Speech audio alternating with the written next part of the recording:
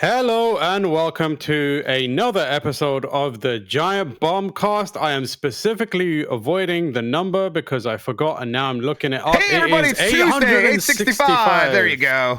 Let's go. We did it. Welcome everyone to the Giant Bombcast. I'm your host again, Tamor Hussain. They let me do it once, now they let me do it again, which either is very good or very bad depending on whether you like the sound of my voice. I am joined by Jeff Grubb. Howdy, Tam. I'm sorry, I just got really thrown off by the new Mike Mustachey emote in chat there. Well, while Mike wasn't here, I did ask Dan whether he was, and you, whether he was doing a Hulk Hogan thing. We both said yes. It's his hero. Yeah. It's his hero. Hey, not as a wrestler though, as a political figure. Yeah, more like that As a man. As a man, of course. Yes. He had a goatee. This is just a mustache, right? Wait. No, What? he had like a handlebar Hogan. thing.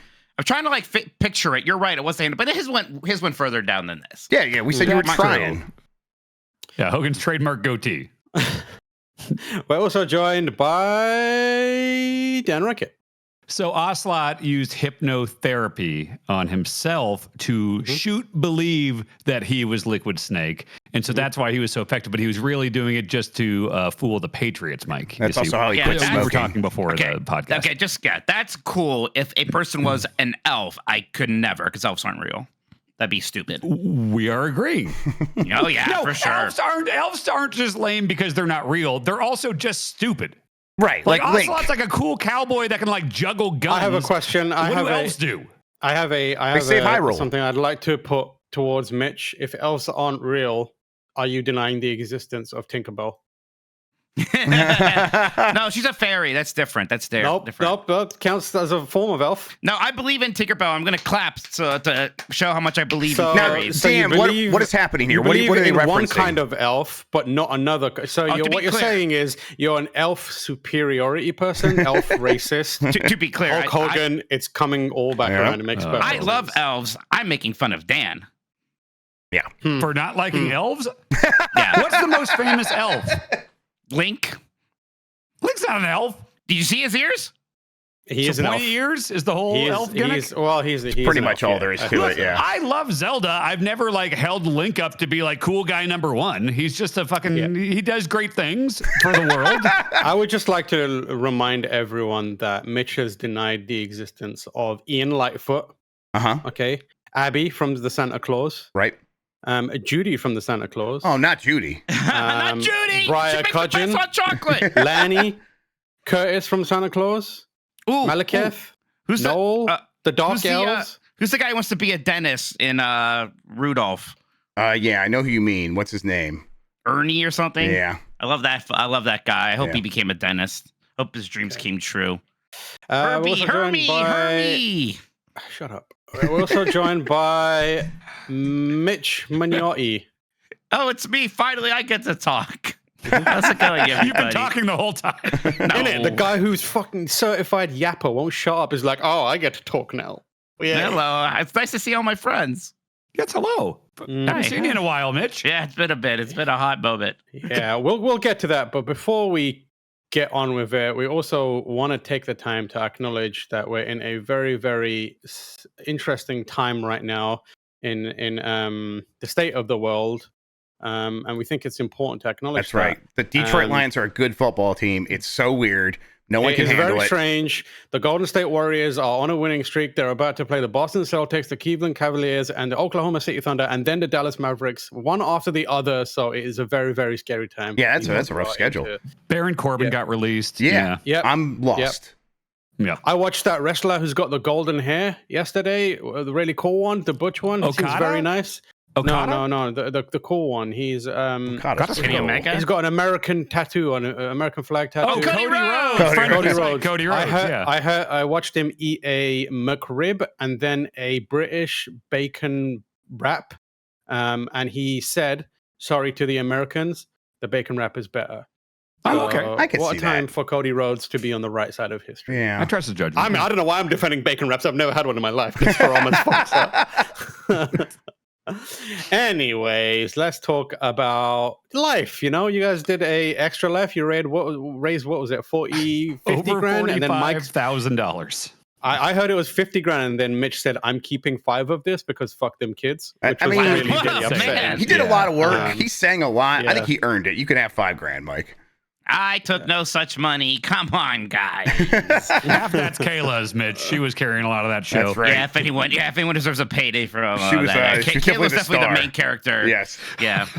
Although Jeff took the most abuse with the sauna, then having to watch all of I noobs forgot and about the sauna. Jesus. Yeah, I didn't either. I was in my bathroom this morning and I looked over at the sauna thing and I was like, oh right, Grub beat most of Mario 3 in there. Yep.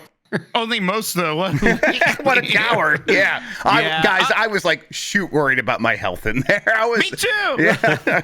I told Sean, I was like, Sean, it's good to have you because like my instincts are always just to go as far as possible, and perhaps I think more about the humor than the reason of things sometimes. So it's always good to have a Sean to be like, oh wait, he might shoot die. Yeah. We should watch out for this. It was very funny to be in there, and you're right, Dan. I did burn my foot on that puck multiple times. I told you to watch it. But it was funny to be in there in my clothes, dying, playing Mario 3, and having multiple people have to like come in and take turns holding the camera because their hands were getting a bit warm.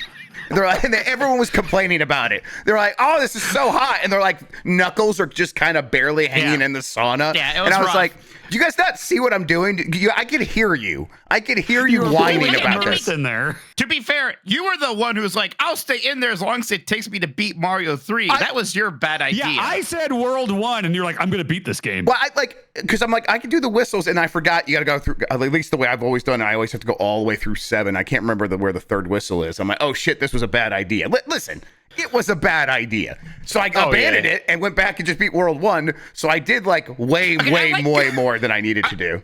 I like how you still went back and beat World 1. You should have got out then. You Well, I should have just left. wanted to account something. I mean, come You're on. going to say you wanted to beat it, weren't you? Yeah. You're going to say it. I shoot wasn't. I shoot wasn't. I said I wanted to accomplish something, and you're the one thinking about beating it constantly.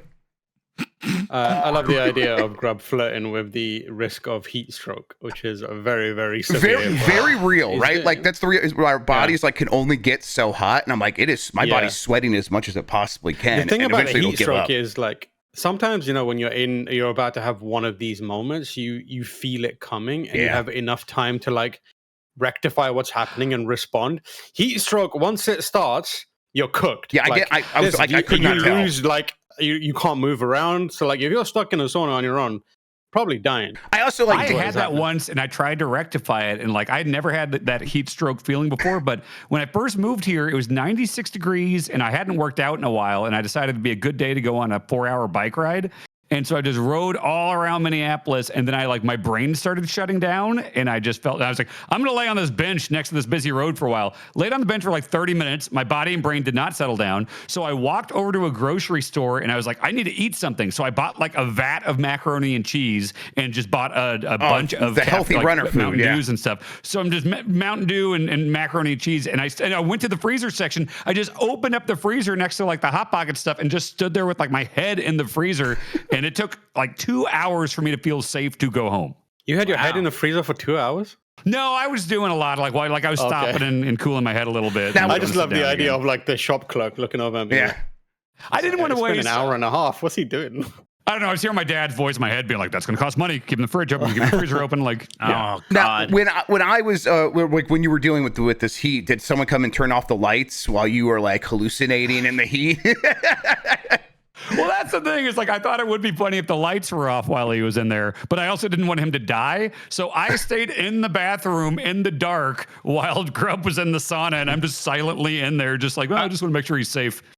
Jeff, what was worse though, the sauna or having to watch all of Noobs in a cold room with no other stimuli? Like it is very hard to tell which one is worse. They are both really, really rough.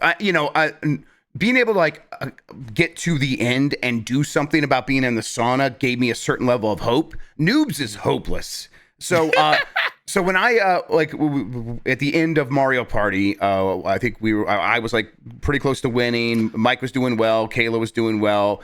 And to be clear, this was like an 80+ turn game of Mario Party because we turned the clocks back on Mario Party with the save state when the shoot clocks went back an hour. That's right. So yes, we did a bunch of bullshit. Sean was doing well, and someone gave a bunch of money to send me, Kayla, and Sean into Noobs for 15 minutes so Dan would have a chance to come back. Came back. I still won, but because I won, someone gave $3,000 to send me to watch the entirety of Noobs from beginning to end alone in a room. We had a bucket to put your phone in, so yeah, no phone, no talking, nothing. Just you and your thoughts in Noobs. Yeah, it's after seeing it many times, like in 15-minute increments leading up to that. Yep. So it was a lot, and I feel like we're describing a lot of stuff. That's like scratching the surface. So much stuff happened in that 18 hours. Yeah, it was an 18-hour stream. TurboShawn has been uploading and getting ready a full YouTube archive, which should go up as soon as the end of this podcast. So if you want to scrap around and see all the highlights, there was a lot that happened over 18 hours. Yeah, wild. Grub, has your opinion on Noobs changed in any way? I mean, my appreciation for the depth of its horrors has increased. Yeah, right. Like there's just so much stuff where it's like it's so bad. First of all, like watching it over and over and seeing many of the scenes over and over again, I'm like, what is happening? It's just a weird coincidence. It's like, no, there's like 7 or 8 scenes in that movie. They're just all so long. They just go on and on and on. And then, so like, even when there's like a moment of like, like Sabrina Carpenter's in it. And that is the most impressive thing about it. It's so bad that somehow it didn't impact Sabrina Carpenter's career. Because it came out of it fine. It's Adam like memory Sessler's hold. in it? Yeah, Adam he's yeah. I think Adam Sessler is impacting his own career. Yes, Adam Sessler handled that himself. But I'm seeing the same scenes, and it's like Sabrina Carpenter shows up, and it's like this scene would be good if it was like a fifth the length that it is. But every time they have a scene in this movie, they're like, let's just let it go, let it run. All this stuff is gold. And so you like it starts bad and then it just keeps going. And so again, that hopelessness just overtakes you and you feel like there's no escape. So yeah, that was a really rough sit. Getting sent in there. I was like, there's no way this is real. I'm looking at it. I'm seeing this person gave $3,000 and said, send Jeff in there. But I just couldn't accept it for a couple of minutes.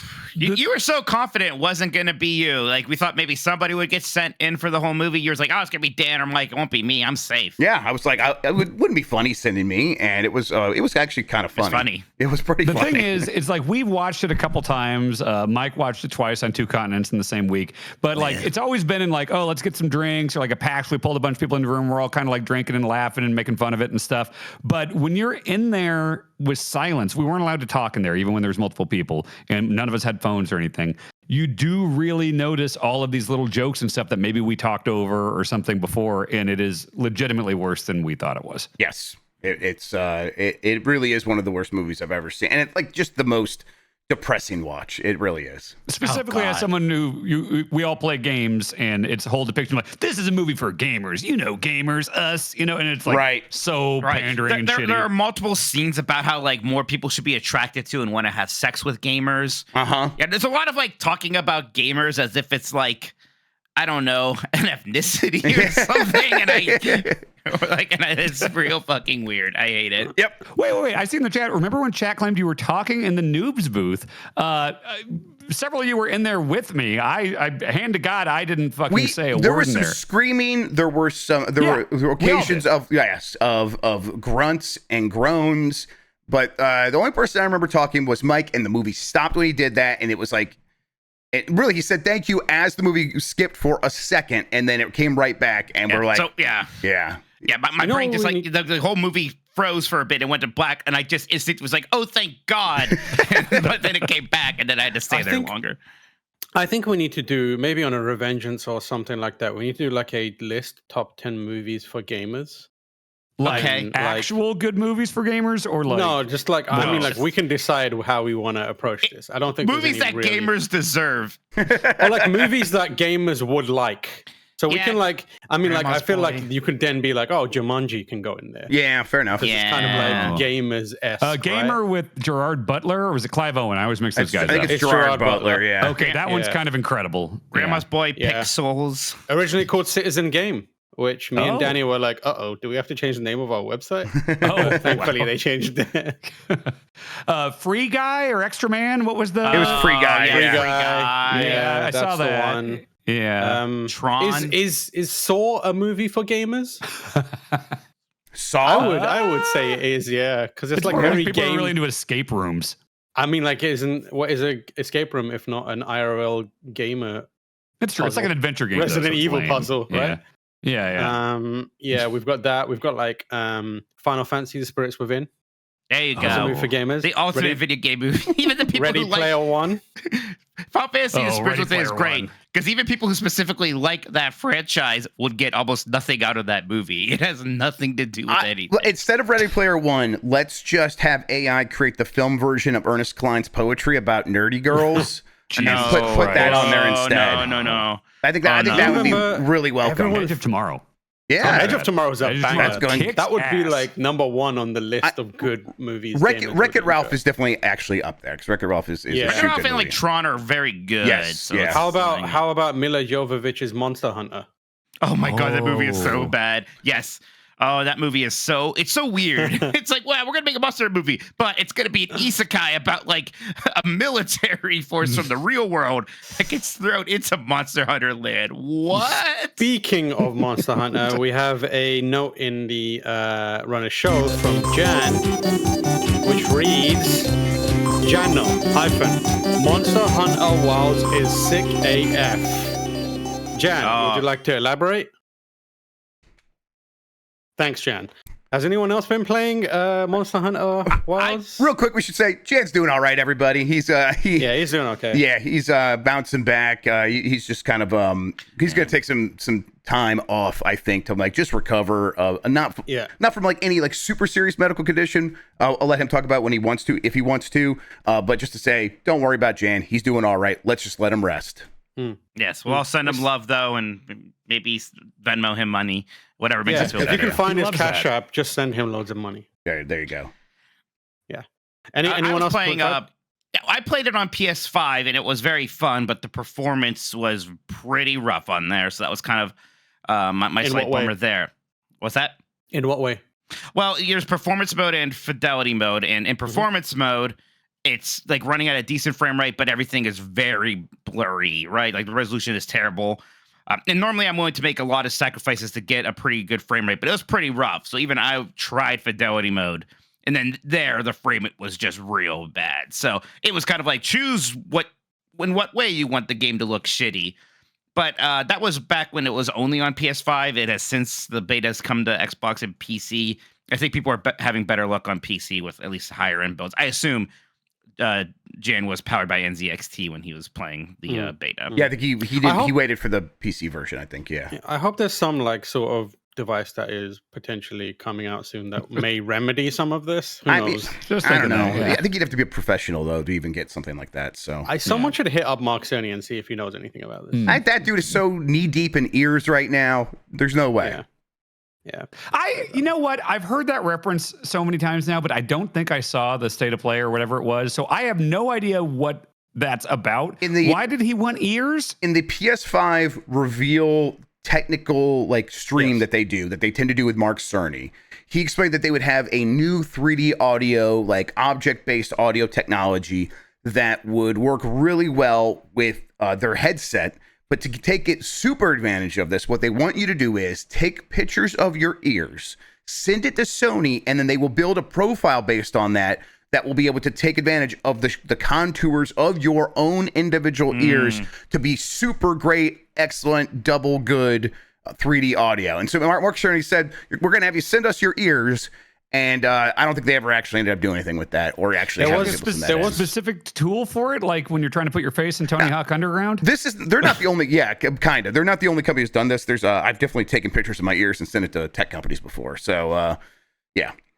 There was a Reddit post a little while back where I'm not sure if it was real or not, but like someone just like looked at Mark Cerny's likes and it was just all he is.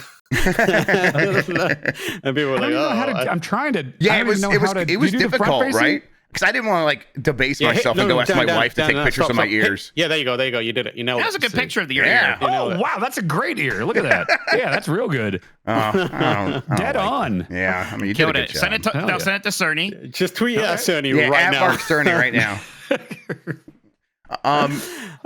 Anyway, Monster Hunter. Monster Yeah. Hunter. What did you think about it then, Mitch? Other than the performance was a bit sketchy. Oh, it was super fun. I mean, What's your Monster Hunter context and history with it? Yeah, I only ever played a little bit of it. Then like World, I played a bit more, and then Rise, I played a good amount of, not a crazy amount, but a good amount of. But I'm like really in the mood for it, so I'm excited for a while. That's where I really, really want to dive in. But you know, the more open world stuff is nice. It is good to just be able to kind of look at the map, find a monster there, and then go get him, and that starts a mission. And also, when you kill a monster, you don't just have the countdown thing like, okay, you're gonna go back to town now. You can keep running around, you know, do more stuff, have fun that way. The intro is very cutscene heavy, and it's the intro I already played at Gamescom, so I was, you know, kind of a little bit. I'm not as opposed. Cussing heavy. It was a cutscene heavy. Oh, I heard That'd be cussing funny heavy, though. and I was They like, swore a lot in Monster Hunter, right? Imagine a Rathalos just turning to you and being like, "Fuck you." And then walking on.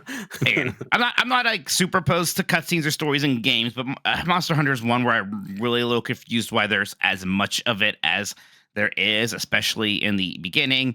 And it's kind of a weird thing to have me play a lot in a beta. And I know it's almost more of a demo than a beta in a lot of ways, but I really don't want to be sitting there for 20 minutes learning about nothing. I don't know. There's something about somebody's brother, and I had to go help him. That was lame. That was definitely the thing with Worlds, right? Where it's like, oh, I want to play that on PC now that it's out on PC. After I played a bunch on PS4, and getting into it for like 5 minutes and realizing all the bullshit I'd have to go through again, and saying to myself, well, that's just not going to happen. I'm not going to do that. Sure. So that's they have a bad habit of that. I mean, clearly it doesn't get in the way of the success of these games. But you know, I'm a little disappointed to hear that. But whatever, we'll get over it. And We'll play that stuff I think is front loaded. I bet once you get further in the game, there's way less of it. Sure. Yeah. Anyone, Dana, you have any interest in checking out Monster? What is your history with Monster Hunter? Honestly, my history is just, I think I reviewed Freedom for the Wii for Game Informer, despite my pleas that I was not the right guy for this because I don't know shit about Monster Hunter. And sure enough, I didn't like it. And then Monster Hunter fans came after me. And then I decided to play World because I heard that was like, okay, that's the one where like, you know, you don't really have to be a Monster Hunter person. This is kind of like a modernized, almost like a reboot type thing. And I did play a good amount of World, like dozens of hours, I remember, and enjoyed it. Played it multiplayer. And then I tried to play the Wii one for a second and got bored, or not Wii, Switch. Yeah. So I basically, long story short, I'm interested in trying this one out. It sounds like this is like the follow-up to World, which I did enjoy, but we'll see. Yeah, I'm there with you where I enjoyed World quite a bit. Didn't play like as much as Monster Hunter fans play of those games, but I got pretty deep into it. This is the one where I'm like, I am looking forward to us like dedicating a couple of weeks worth of streams to playing the multiplayer, doing some missions together, hanging out, like trying to get some cool armor. So yeah, I'm really looking forward to this one. And yeah, especially after I tried a little bit of Rise in the demo, but I skipped that one overall. So I'm like, okay, I know I'm ready for Monster Hunter again. So looking forward to it, but I haven't touched this beta. Is it still running? Is it still going? Is it probably done? Anyone know? I think it's done. Okay. I don't know. Might be wrong. Nintendo playtest ends today, so I was playing more of that last night. Still can't talk about it, but it's done. Yeah, the game comes out in February, I think. Right? Okay. Yep, that's right. It'll be here before you know. Yeah. Yep. Dan, you've been playing Card Blops, right? Yeah, I just played the campaign, and it's been a while. Like I used to play every Call of Duty and really, loved it. And I was always a big campaign guy. I like multiplayer too, but I just like the action movie style campaigns. And I kind of fell off after, what was the last one I really liked? There was Infinite Warfare. There was the Modern Warfare reboot. I fell off after that one. So like 2019. Yeah, I didn't really care about like Vanguard or WW2 or any of those. Never played Cold War, but I just saw some early buzz about this one being good. Hop back in, and sure enough, the mission variety is just incredible. Every mission feels very distinct. They do some there's a couple open missions, specifically the one where I think you're in Kuwait and you're just going around and have a bunch of different like SAM sites and things like that to disable and blow up. And God, it was super duper fun. It's very Mission Impossible and like 24 more than it is like the hoorah, stay frosty, military That's kind stuff. of I was getting those vibes from the trailers. I'm glad to hear that. That sounds like the right area for Call of Duty to be in, instead of trying to constantly do the same military stuff. like just get a little bit more into the spy fiction, and it sounds like that's what they did. Down to the level of like Bond type gadgets, where it's like my favorite weapon in it was this homing knife that you could throw, and it like matrix visions your fucking knife, and then you can steer the knife and you can remotely detonate it. So just seeing like a big dude with a shield coming in, and you're like, fuck you, you throw a knife, you'd steer the knife behind him and explode it. It felt awesome every time. Like super duper fun. Really, really enjoyed the campaign. Do you intend on checking out playing any of the multiplayer or all zombies? I've done a handful. They did Nuketown this weekend. I played some of that. Zombies I want to do with a group. I never was the biggest on the zombies modes, but I think it can be fun with a group. So I was talking to Grub about maybe trying to get a squad together for this week maybe. Yeah. So yeah, I would like to do that as well at some point. I've always heard zombies is really fun. I think I only tried it once or twice and it didn't really click with me. Yeah, I used to. It's an okay horde mode, right? And they take. Yeah, they would take you to these like review events and stuff. So it would be like, today is Zombies Day, and you're just sitting down and just playing zombies for a while. So like, I spent some time with it, and it just felt like this weird, like you have to grab this lamp and turn it upside down and put it into a slot, and you put 3 quarters in there, and that'll unlock your gun upgrade. And it's like very like, what? Why would I do this? I got to make this train go into it's just a bunch of weird shit you have to do to progress, and I didn't love that. Yeah, and I could never tell if all of the love for zombies was like, this is a good game mode, or zombie people are happy that they got zombies in another game. Like, and it always felt like maybe it leaned more towards that. And so I was like, okay, well, listen, I'm not going to take anything away from you guys, but I'm happy with multiplayer. I'm going to stick with that. But it's been successful for so long at this point. I'm sort of reassessing that. I'm like, I'm ready to give it another shot and see maybe if it's something for me. I remember I liked it in World at War. I think that was the first time, and it was a little novel and not super complicated at that point. And then wasn't there a Black Ops where you could like make JFK and Nixon scissor or something? It's in all the Treyarch games at least. A scissor. Yeah. Or maybe it's like Henry Kissinger and JFK could scissor, Not the pornographic version, Mike. No. Yes. Oh. Yes? Yes. So they could scissor? Oh. Yeah, if they're down but not out. They could clam slam? Kind of crawl. I understand what you're saying. Just a very funny visual. Not a cannon scissor. Oh, yeah. No, it's not like a quick time event or something. Physics-based scissoring. Yeah. You can just manipulate it. Yeah. I've also been enjoying the multiplayer, though. It has been a lot of fun. Can you scissor in that? No. So I guess that's a point down. Yeah, I was playing with Jeff and Sean and Chris at one point. I was playing with my brothers, and I'm somebody who I liked Call of Duty multiplayer here and there. I've never really got super into it. I've never prestiged or anything like that. Thought you were a gamer. I know. No, I'm a fake. I prestiged in Titanfall 1. I think that's the only game like that I ever prestiged in. But this felt great. I was really enjoying it, and I'd be super happy to play more of it. There's not a bunch of like I like the gimmick multiplayer modes like gun game and stuff like that, and they can always add that. But so far, looking at the list, it was a lot of headquarters, TDM, kill confirmed, they're fun. I was doing kill confirmed mostly, and I thought that was pretty fun. Yeah, we also did. What was the high value target one? That's not kill confirmed. That's not kill confirmed. No, one where you get the dog tags. Oh, my bad. That's one I was playing. Sorry, Jeff. Yeah, it's the one where somebody on each team is kind of like the high value target. And so you're defending yours and going after the other players.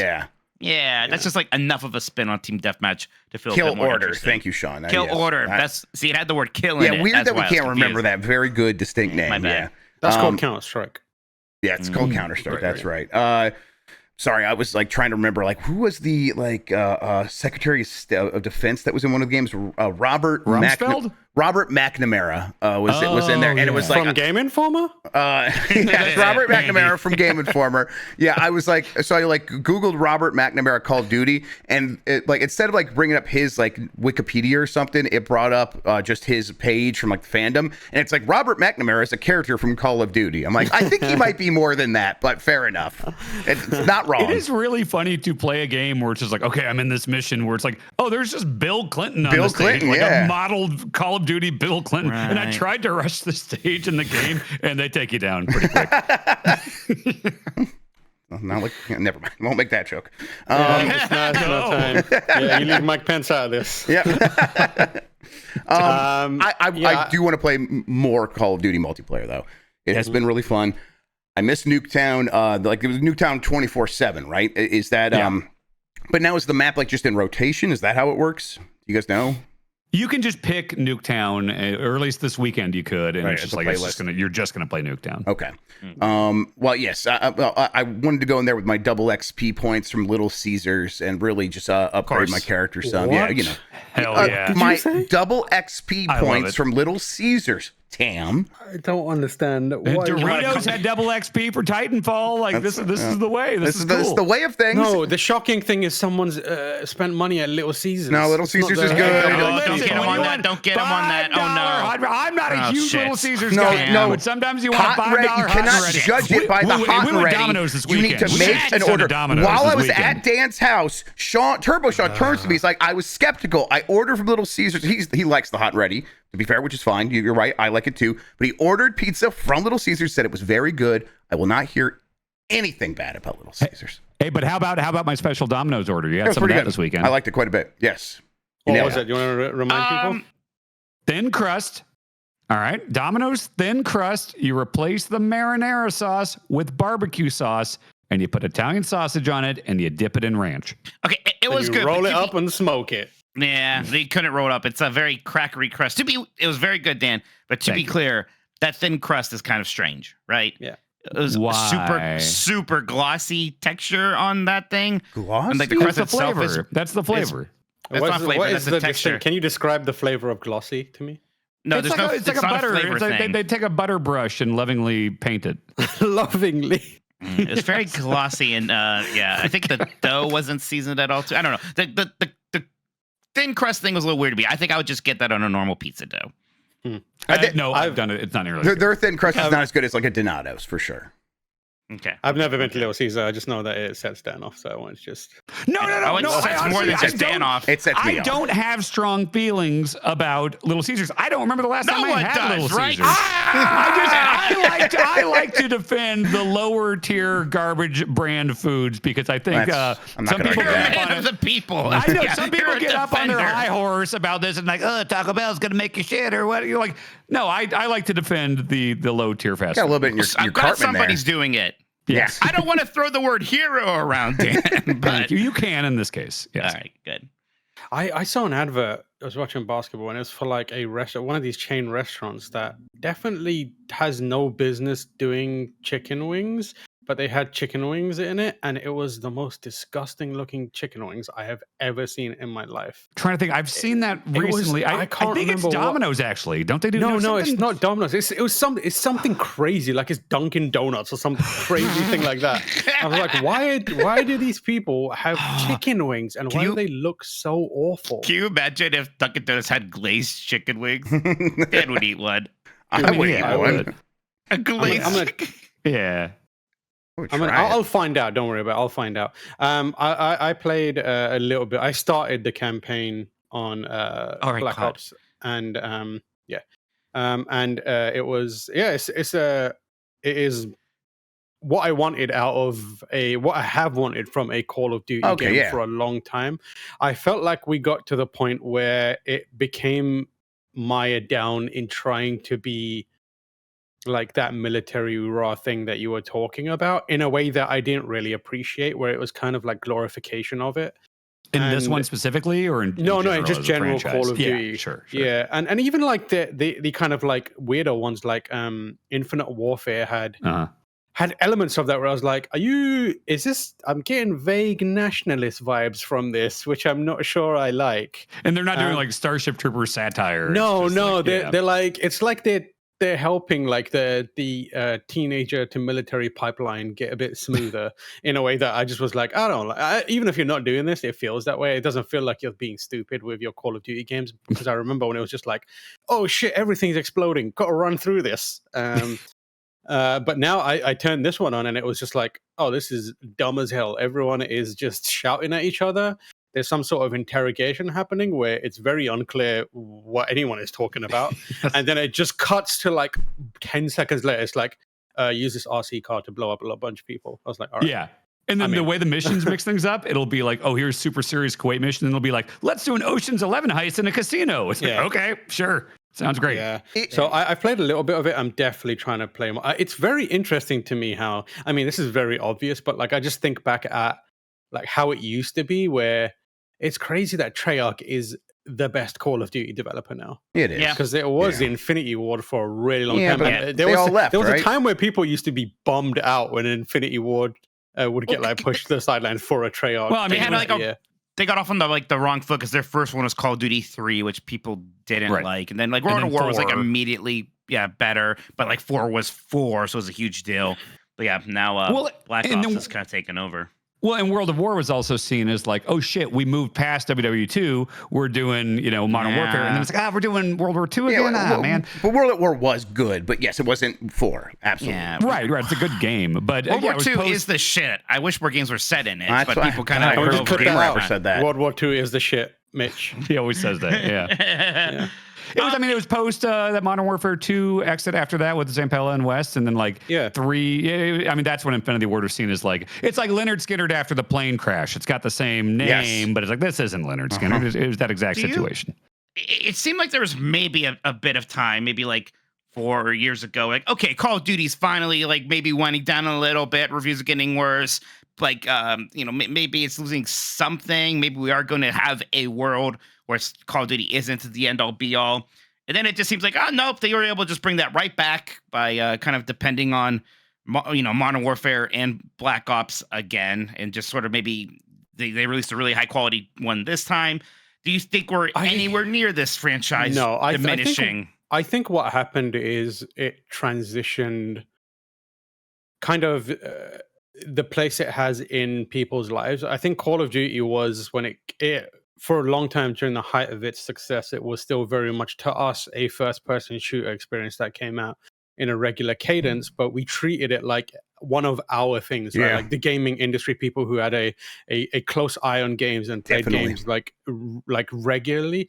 I think since then it's graduated or it's moved out of that territory for us, and it now occupies a place in broader culture and mainstream culture too, like an unassailable place where it's like it is part of the culture forever now. Yeah, it is. I think of it as a yearly sports game with guns. Mm-hmm. Yep. Like it's never gonna. I don't think it's gonna fade.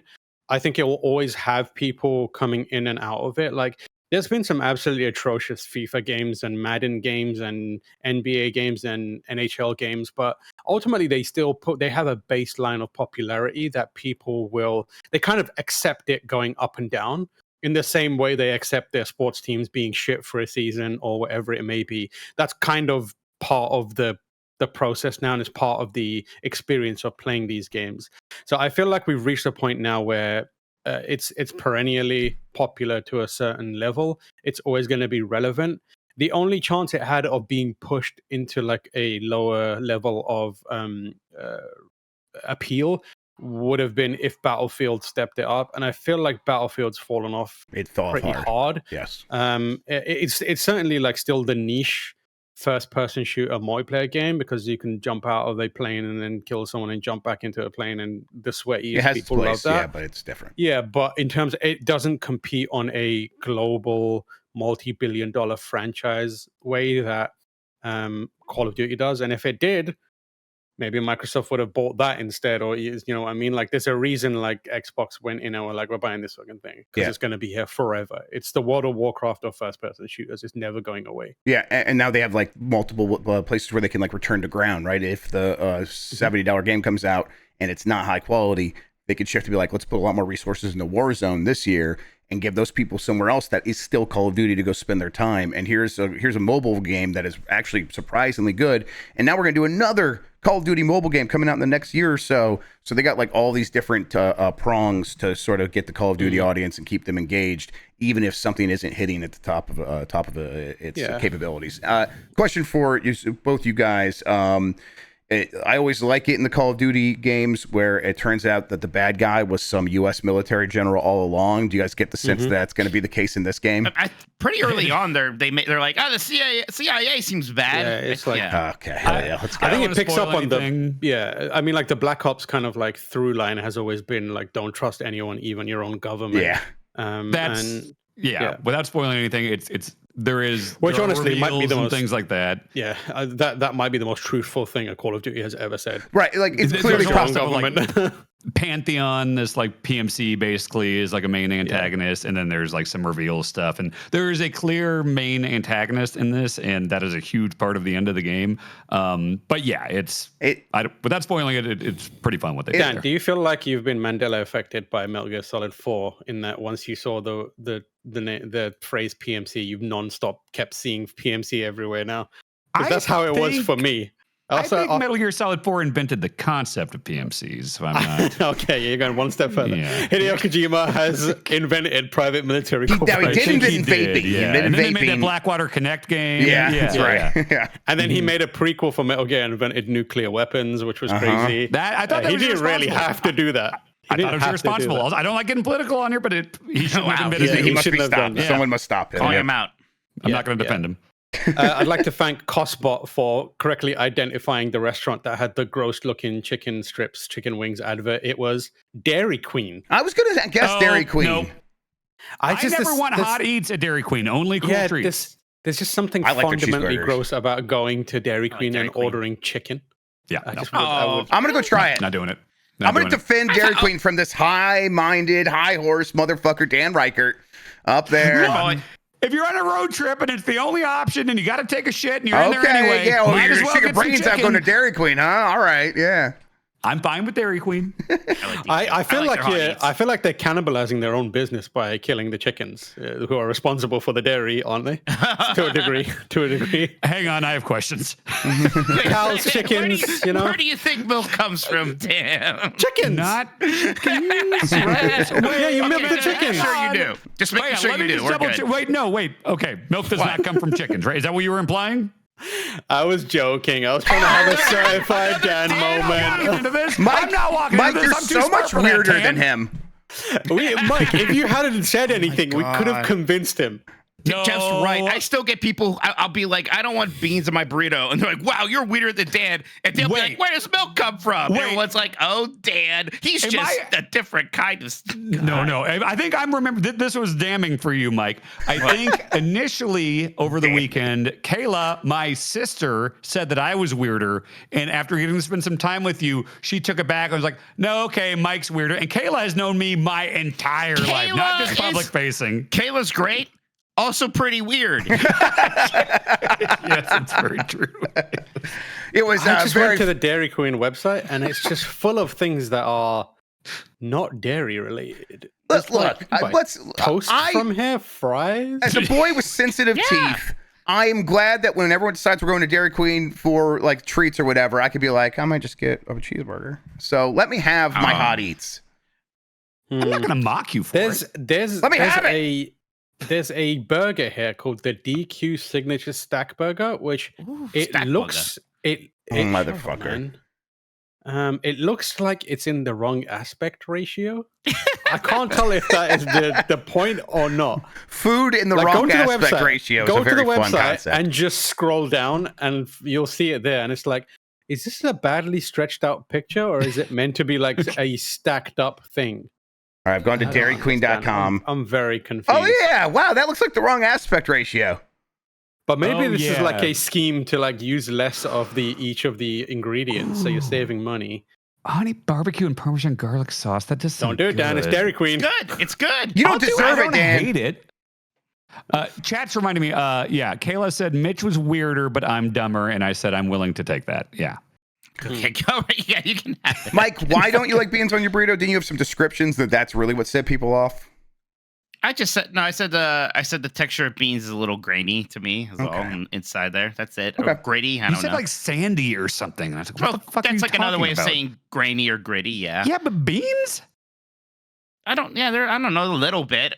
Well, I didn't think it was that much. And I also said I like beans now. I just haven't made the jump to putting them in my burritos yet, and I'm working on it. That's like the best place for them. You think at number one? Yeah, I bet it makes sense. Yeah, I should probably do it. Yeah. Is Dairy Queen known for this thing, Blizzard? Yeah, that's Blizzard. the main thing. Whoa, of course. Does McDonald's have fries? Yes, of course. Listen, you fuck, I'm from the UK. Yeah, I don't eat your trash. they have real I queens had ice cream there. in the UK, and it was delicious. I know. How am I supposed to know what the the mascot of every shitty restaurant It's not a is? mascot. It's a signature item. It's not Whatever it is. anthropomorphic. Their Why- mascot why- was Dennis the Menace for a while. Yeah, that was that the was main Dairy weird. Queen. Remember that? Yeah. Why are the pictures of all these blizzards? The cup is upside down. To show that it won't go out. Tam, that's a gimmick they do. Where just to show you how like structurally the integrity of these things is so solid that they will make you the blizzard, and then to show you how cool it is, they will turn it upside down to be like, hey, look at that, it didn't come out. They do it every time. Okay. Even with the ice cream cones, they do It's it. Just wet so you know. cement. Final question: did Bobby Yeah. Kotick ruin this blizzard as well, or no? Probably. We got him. Good one, Tam. Good one, Tam. That's a gamer joke for all the gamers did in it. there. For the people who love to watch Bang the Machine, which is IMDb's #1 movie on the list of movies for gamers. Bang, Bang the Machine, a documentary of an exhibition tournament in Japan showing the difference between American and Japanese gaming cultures. Huge differences, yeah. Like, what- It seems interesting. What's Demolition Girl? I got a picture of Mike playing Demolition Girl. For No, the you chat don't in have case it. you The wanna- chat's gonna have it here very soon. Don't worry. Yeah. Oh Look, my god, why is this happening in public? Dan! Mike, you have to save this for your private time. Dan wanted me to play this game. Yeah, it was after. You couldn't have a little bit of awareness and raise your controller up a bit? Let's see why. I didn't know it was being filmed. Look, that's just my comfy pose, all right? You had to put your controller at dick level? Look how comfy I look there. All right, listen. So this is a game, an obscure budget PS2 game that I don't even think came out in From the US. Tamsoft, wasn't it? It It's says from Tamsoft. Tamsoft. all It's from over it. Tamsoft, and like there's a bunch of news reports like in the game, and it's always like Tam News. So you're like, oh, there comes Tam with the news. It's basically that like Attack of the 50-Foot Woman thing, but it's a Japanese bikini model. Yeah, and the game is you're not her. She's very big and a problem, and you're like a helicopter. And you have different Jeez, Mike. missions about her. And the first She's mission, very big and a problem. He's one step away from starting to complain about fat chicks. It's really bad over here. the first mission is that you have to take her measurements. So it'll be like target her head, and then it'll ask you to target other parts of her body. But then the next It just mission is says like on the screen breast data acquisition. and then like the next mission you had to like put her to sleep, and it'll be like you tell you what parts of her to target. Each mission was You talk about the weapons you get. Yeah. you get like special weapons. You can throw a cake at her that'll make her bend down to eat the cake. I have a Dan, question. it looks like your toes are slightly curled on this picture, which leads me to believe you might be enjoying this as well, which kind of worrying, if I'm honest. Did Tough question. you beat it? I did. I played through the entire game. Everyone, he just admitted to beating it while playing this game with a half-naked woman on it. Just, clip that. I tell you what, not bad. Not a bad game. It was I kind of want to play The it. entire game. like there's one mission where you're in a tank and you have to kind of slow her down long enough for Tokyo to evacuate before she gets there. And then like the final mission, she's climbing a tower like she's King Kong, and there's also a giant alien, so you have to you have to shrink her because you have the antidote now, but All you right. also have to fight the alien. That's enough. Just a reminder, this is a podcast for children. So let's switch over to Pokemon TCG Pocket. Mike, tell us about Pokemon TCG Pocket. This is a mobile game, and I think I go on record a lot saying I don't like playing games on my phone. I don't like mobile games. I have been playing the holy hell out of this Pokemon TCG. When you say Pocket playing, thing. what do you mean? Because I have been experiencing this game, and all I do is open a pack once a day and then move on. With Now, my he life. was fiending so- for that. Like, while we were over there hanging out, he was checking his phone multiple times. Can I open a pack? Can I open a pack? But he also is playing it, right? There is battles, and you can do a lot of CPU battles. In fact, today or last night they added a new campaign thing where you can get a special Lapras card by playing a new set of CPU battles, and you make your decks. Even like the deck building stuff is great because you can tell the game like, look, I want to make this deck because I have a Jolteon and I'm excited about that. So you put the Jolteon in there, then you push auto build, then it just does the rest of it for you. So that's great because I'm like, I don't know what else to put in there, and it does that, and you'll have a pretty good deck. The game's also very good. I can't tell if I'm actually. Oh, Tim's opening one right now. What do we got? We got Fire Snake. Do you know what the problem with this game is? It's got a bunch of Pokemon that I've never fucking heard of, and they look so shit. It's well past the 151. What the hell is a Sizzlypede? I got another Sizzlypede. I'm just getting Sizzlypede. Come on, you got to have a rare one. Doduo. They got some antibiotics when you get the Sizzlypede. Don't worry. Pinchuchin. That's it. That's it. Nothing crazy. I just want a Gengar. That's all I want. Once I get a Gengar, I'm not playing this game again. I can't tell if I'm actually lucky if the game's just very good at making me feel lucky because I got a couple of the cards when you get them, a whole animation plays out. And I got the Pikachu animated one and I got the Charizard animated one. I got the gold crowned full art Mewtwo, which is Sean says is one of the rarest ones. And this morning I got another one of those somehow. Oh, wow. You know what? I would like to play this with more of a community. So if you're out there and you're playing, please add me. My ad is 15668890237473746. I'm sorry, I missed the third number. I hope that makes everyone at Nintendo feel as stupid as it sounded and I felt. Yeah. Fucking grow up, all of you. Mine is 8675309. Wow. You want to add me? Okay. But I have not spent any actual money. I haven't felt pressure to. I did do that thing where you get the free trial with the premium pass, which gives you an extra card a day. Then you immediately cancel it so you don't get billed. So you get 2 weeks of that. But as you kind of complete missions and dailies and battles, you get a lot of these hourglasses that speed up the timer where you can open another pack. Yeah. So I feel like I'm opening plenty of packs, and I already have enough cards to make a deck for every kind of energy type so that I'm good against all these CPU battles that I'm doing. Again, the way the game sort of distills normal Pokemon cards from a 60 deck thing with a lot more rules to 20 cards in a deck, much faster pace, maybe a bit simplified, and in a way that just feels very good. I really like playing the game. Right. It's how I was killing a lot of time at the airport, flying home, things like that. It's been fantastic. I do like the Wonder Pick system, which is cool. Yes, and that's a good reason to have friends, because the Wonder Pick thing is, the Wonder Pick thing is it's another kind of recharge timer thing, but you can look at a friend's pack that they opened. A recent pack, yeah. And then you can sort of randomly pick one of those cards, and you could see if they got like a really good card, and it might cost more of the Wonder Pick currency to have a chance at one of those, but you could get like rare cards just through that system too. I tried to get a Haunter out of some random Wonder Pick and got a Kakuna instead, which is the worst. That's no good. Did you because you got the Kakuna? Did you not thank the person? Because you can thank people because this is also a strand I'm not thanking game. anyone who gives me a Kakuna. No, I wouldn't either. Not get a grip. Absolutely. I noticed that Mitch called it Pokemon. Is that still a thing? Pokemon. Don't say Pokemon. Don't say Pokemans. Do people still get upset? People get upset at me. Okay, can you just say the right way to say it for me, please? Pokemon. Yeah. I feel like that's what I'm always saying. Pokemon. But in the song, they go, Pokemon. I know. That's what gets me too. I think that's because they needed to sound good more than right. You're not wrong. Get a Pokeball. It's Pokemon. Yeah, that's correct. Yes. Thank you. Yeah, that's how I have done it.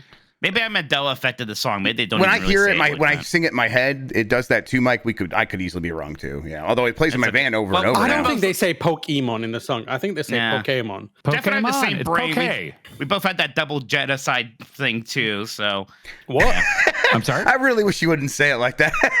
That was a misheard song lyric, everybody. That's all. We heard the Metallica. Give me fuel, give me fire, give me double genocide is what me and Mike both heard. I desire, not double genocide. We had this conversation. Yes. Not me. This is the first time hearing it. You did. This was I how was you not in the room. I don't know. Evidence. No way. I would remember that. We're not alone in hearing that. And frankly, he barely is saying, "Give me that which I desire." Like it's like he's definitely mumbling through it. Listen, no defense. I got a bad brain. More of an Iron Maiden guy. But yeah, good. I'm really enjoying that. It's definitely a fun thing to check in on multiple times a day and play some battles when there's some downtime. Yeah, I've been dipping in and out of it. It is fun to just open a pack and then move on. Like I don't intend to battle or anything like that. And it seems like they're going to add a trading option. There is a trading option, point. which is good since I have that extra gold crown Mewtwo. So yeah, eventually I can hopefully trade that for something else cool. Yeah. Fortune Street. Tell me about it. I liked Fortune Street. I did too. I think this is the knockoff Mario Party. It's Monopoly, is what it is. It's Monopoly. It's Monopoly. Okay. Yeah, it looks like because you got Waluigi and Mario and all them on the cover, and so you think it's a Mario Party. I had never played it somehow. It is pretty Monopoly. I think I liked it too. We were hearing that the chat wasn't loving it, but at that point we were too far in, and we were all like, "Well, we got to see this through. We got to bankrupt everyone." I mean, look, we were doing a lot of wacky stuff for a long time, so we finally just sat down and played a video game. And look, I needed to just sit there and relax for a moment. Yes. But I like Monopoly, so yeah, I thought it was fun. I also won, so that was nice. Yeah, I guess we didn't turn stocks on. I guess right. there's so rules. That's why I'm like, because I was like getting very excited about like playing this game I'd always heard of, and we kind of didn't play the game I'd always heard of. We played this much more simplified version that doesn't really have. There's no real strategy to it. You just if you land on the good spots, buy them. Really, just buy anything you land on. And if you land on more stuff that you could buy than anyone else, then you're going to win. And that's fine. That could still be fun. I don't really hold that against it. But I'm like hearing all about, hey, there's these stock elements where sure, some people might buy this thing, but then you can like buy stocks in these properties. And the more stocks that get bought and sold, that will increase and decrease the price of other stocks in that area, in that district. So there's a lot of like financial strategies you can implement for that stuff. We had nothing like that. So I was like, oh, I really would like to play that sometime. But apparently that's a 3-hour game or something like that. There was still some strategy in terms of like, because like you wanted to have your properties next to each other. Sometimes things would go on auction. So you had to be kind of more aggressive at certain points. Yeah, you're right. I mean, I would say there's about as much strategy as in a Mario Party, which is also ultimately very random. Definitely, yes. That's very fair. By the way, Crow13 in chat says, if Jeff played a walking simulator, you guys should call it Rub Step. Oh, as like dubstep? Yes, I think it's incredible. What, really? Ripped from the headlines. Didn't like that more? Well, just like dubstep was like a big thing like in 2012, right? So yeah, it's like not very timely, which I guess is very on that's point. Fine. Yeah, perpetually stuck as a child. So. I'm sorry, Crow. I thought that was a home run. I thought it was a home run, Crow. So Fortune Street is fun, I guess. I want to do the stocks one. Is this a Wii game? It's a Wii game. Yes. Okay. Yeah, it might be like based on like something that like predates the Wii. I don't know. Yeah, it's a follow-up to. I believe it's a follow-up to Itadaki Street, which was a DS game. Yeah, that sounds right. Yes. Okay. Yeah, it's not just really Mario. It's got a bunch of wiener characters in it too. Oh my god! Yeah, we didn't. It has Dragon Quest characters, which is fun because I like Dragon Quest. Itadaki Street. Itadaki Street was a Square Enix thing. So, right. Yeah. I would like to do the standard rules is what it's called. I'd like to do that sometimes. So we'll see.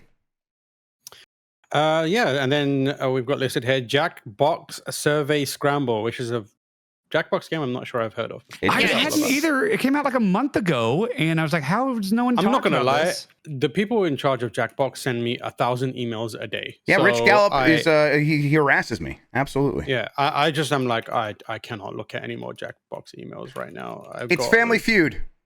Yeah, it's Family Feud, but it's like smart in that it's got like, it'll have like 500 fucking things. So there's like high-low. So it'll be like, I don't know, what's the category that we did with high-low? It was like, best items on the Dairy Queen menu. Irrational fears. Yeah, irrational fears. So then it'll start with like pick the ones at the top. And so you're like, okay, so there's like flying, there's dentist or whatever. And so you'll get points based on how close you get to the top. But then it'll be like, oh, pick the least. Like we got 500 responses. Pick the ones that's like all the way down here. And it's so fun. It's very simple. It's just a huge list and it'll like scroll through like, here's where yours is. Here's where yours is. And you get points based on that. Like we really enjoyed that. Yeah. I think it's like for the least, like pick the ones that are least popular out of 500. At a certain point, you have to get like so abstract because it's like, if you think of something that shouldn't be an irrational fear that most people won't have, that's probably going to be at like number 70 on the list. You need to think of something that's so weird and off the wall that it's like not actually a fear at all, like success or love or something like that. And even those were in like the top 250 or something. So it's like, I kind of wish for that they would like maybe make the list shorter or something like that. Maybe just do the top 200 instead of the top 500. Oh yeah, Is it- wasn't Batman the hottest character or something? Oh, Yep. that's just correct. That's just was fine, yeah. objectively correct. Hottest fictional character. I think he was number 2, actually. Oh, What? okay. Who was number one? We don't know. We never found out number one. When they did, Oh. aren't they We supposed to didn't tell cover us? that one. Yeah, I can't remember. We missed it if they did, but yeah, Does, it was. What kind of replayability does this game have? Is it like actively changing the rankings? You get a different prompt every time for And- like those top 100 things. Yeah. And every time you play the game, your audience, I think while they're waiting, is getting a chance to like join the room, and they are getting asked all of these prompts. So they are constantly filling out the survey. So the surveys are getting updated at all times. So the surveys this the thing where, should get better over time. Is this a thing where just one person needs to own the game and then you can just like give it to? yeah. Yep. Yeah, just do it on your phone. Yep. It's like Phone other thing. Jackbox. Yeah, the phones are controllers. Okay, cool. We also checked out the Jackbox Naughty Pack or whatever. That's newer. here we After go. Jeff left, yeah, the game was called Faker. So it would like give everybody prompts, right? And it would be like, raise your hand. If I don't know, Mitch, can I post the picture of your thing? Yeah, exactly. Raise your hand if you traveled outside the country in the last 5 years, right? But one person is going to get, you're the faker. So you just kind of have to raise your hand or not knowing what it is. And then once you do, you kind of, everyone has to explain themselves, kind of a thing. So sometimes you That's sort of get fine. caught. You're right. Well, and then the one was, okay, Can I post this, Mitch? post. Yeah, absolutely. Okay. You can post it. It's like it sent like prompts, and it was going to send different prompts to some people, and you didn't know till later. So it asked most people, what is something that you would Something to suck on. Yeah. Something to suck on. And it asked me, what is something that would be in a baby bag? Oh So- my god. I wrote diapers. And then like it shows up like everybody's answers like, what's something that you would suck on? And you know, some people are like popsicle or like did you Jolly find, like, Rancher. Yeah. yeah. A And then like, penis. there's Mike Minotti, diapers. And then I'm supposed to try to explain myself, but I think I knew I was pretty cooked at that point. It's like, please elaborate, Mike. It's like, nope, it's me. I do not want to try to defend that. Oh, you're supposed. Do you have to defend it then? If you want to like the points, right? Because you're trying to like make it seem like, oh, somebody else is the faker. It's not me, of course. But Okay, yeah, sometimes you're Picked in a Up Obscure pretty says rough Mike position. is weirder because you said you would suck on diapers. Yeah. Okay. Oh yeah. What was the one we got one where it's like, what is a strong female-led movie? And then what was the faker prompt?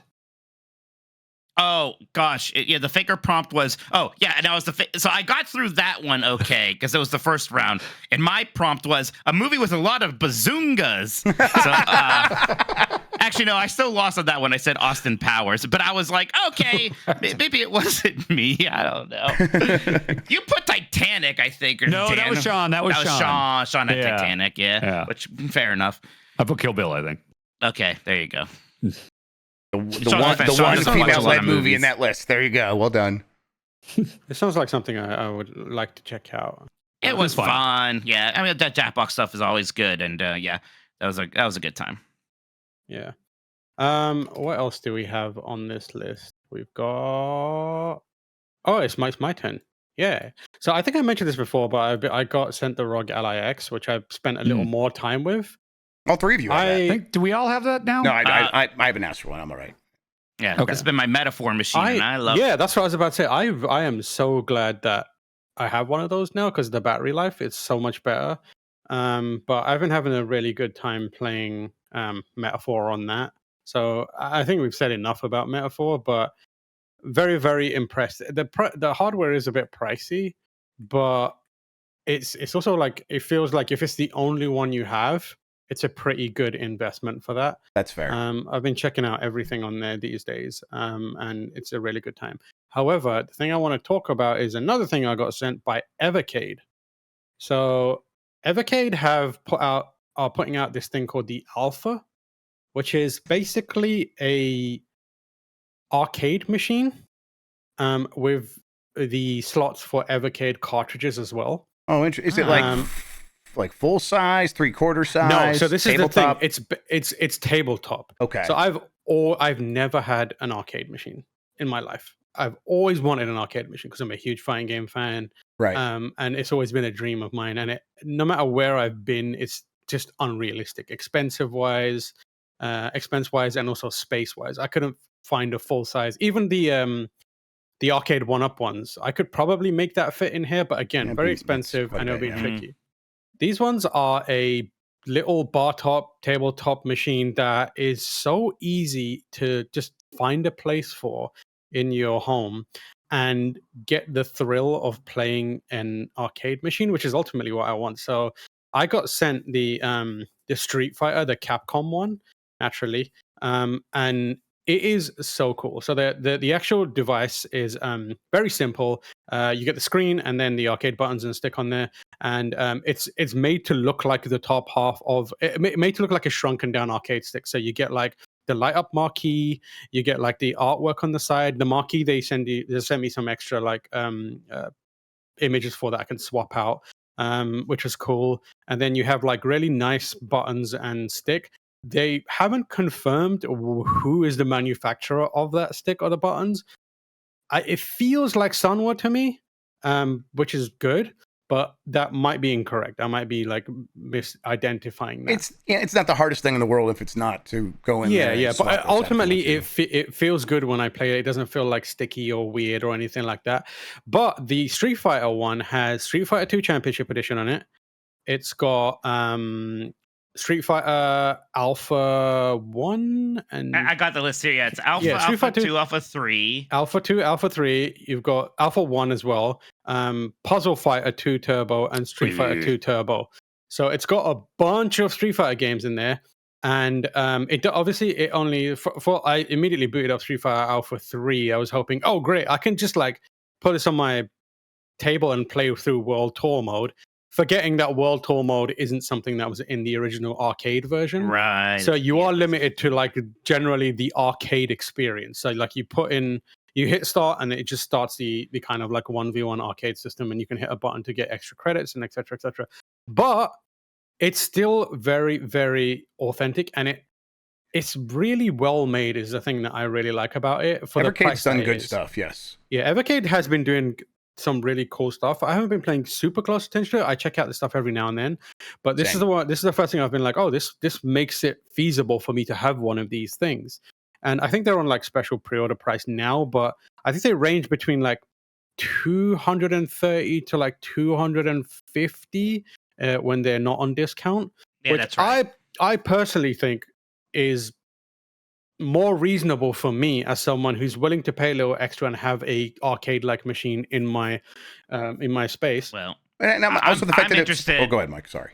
I'm interested because so you got the Street Fighter one. The other one is a Mega Man one. Yeah. With those two kind of like Mega Man boss rush games. Well, they and then both have the Final cartridge Fight. slot, right? So it's like, Yes. it's not So you like can- the arcade one up where it's like if you want to like get in there and put in a retro pie, you can do that. But this is just like, no, there's a cartridge slot, and Evercade's got a lot of partners. They Data East, Namco, Atari collections. You can just pop those in there and play. And I believe that you can just connect a Bluetooth controller in it as well to it. So you can actually just play normal games on there if you want, which is ideal given the library that Evercade already has built up. You don't want to be playing, Data East or a platformer, for example, with a standard, 6-button arcade. You might want a controller. But I know that Steven on our team got sent the Mega Man one, and he's been putting it through its paces as well. And he's connected, I believe it's the 8-bit do dongle to it, and it's worked fine. It also functions and works on if you use a portable power bank. So you don't necessarily have to have it plugged into a that's wild. A mains, which is crazy. Yeah, that's wild. It gives it a complete standalone feel to it, and you can move it around as well. I was sitting on my couch and had it on my lap, and it wasn't like super heavy. It wasn't like crushing my leg. I was just like That's that fun. and yeah, I'm in the midst of like moving my room around, and like I'm gonna set up a new desk, so I don't have it set up anywhere. But like I took it out of the box, put it on my lap, played a bunch of it, put it back in the box, put the box in the closet, and it was really, really cool. Like I had a moment where I stepped back and I was like, I cannot believe I just did that. Like I've got like all my favorite Street Fighter games on this thing, and it's just can be tucked away in a corner. and I'm definitely going to have it on display. But yeah, it's really, really impressive. And like I said, like, Grub said as well, you can just plug in the cartridges, and I think generally they work as well. I wouldn't be surprised if people figure out how to like open up the firmware and jailbreak them, because I know that there is a community, having spoken with Steven, that has been working on other Evercade products to give them a little more freedom, and they have successfully done that. So I think it's just a matter of time before they do it. But yeah, But if you don't want to mess with that stuff, this is like maybe the solution if you want to have more expandability. Yeah, from what I can tell, there's a bunch of other games available on one of these. Like it seems to be largely Capcom, but there's like a Carrier, Airwing one, Knights of the Round, Strider, Final Fight, that kind of stuff. And it comes with the 3 marquees like yours did, but for like one for Strider, and it's like that's great. Yeah, I have the really smart thing that they've done is have the cartridge slots available in there, because I've gone from someone who has like a passing curiosity and interest in Evercade stuff to now I've been on their website to be like, what other cartridges can I get for this thing? And I was like, Legacy of Kain collection. I'm looking at it right now. That's right. Yeah, they did the Kain one too. They were kind enough to send me that. Nice.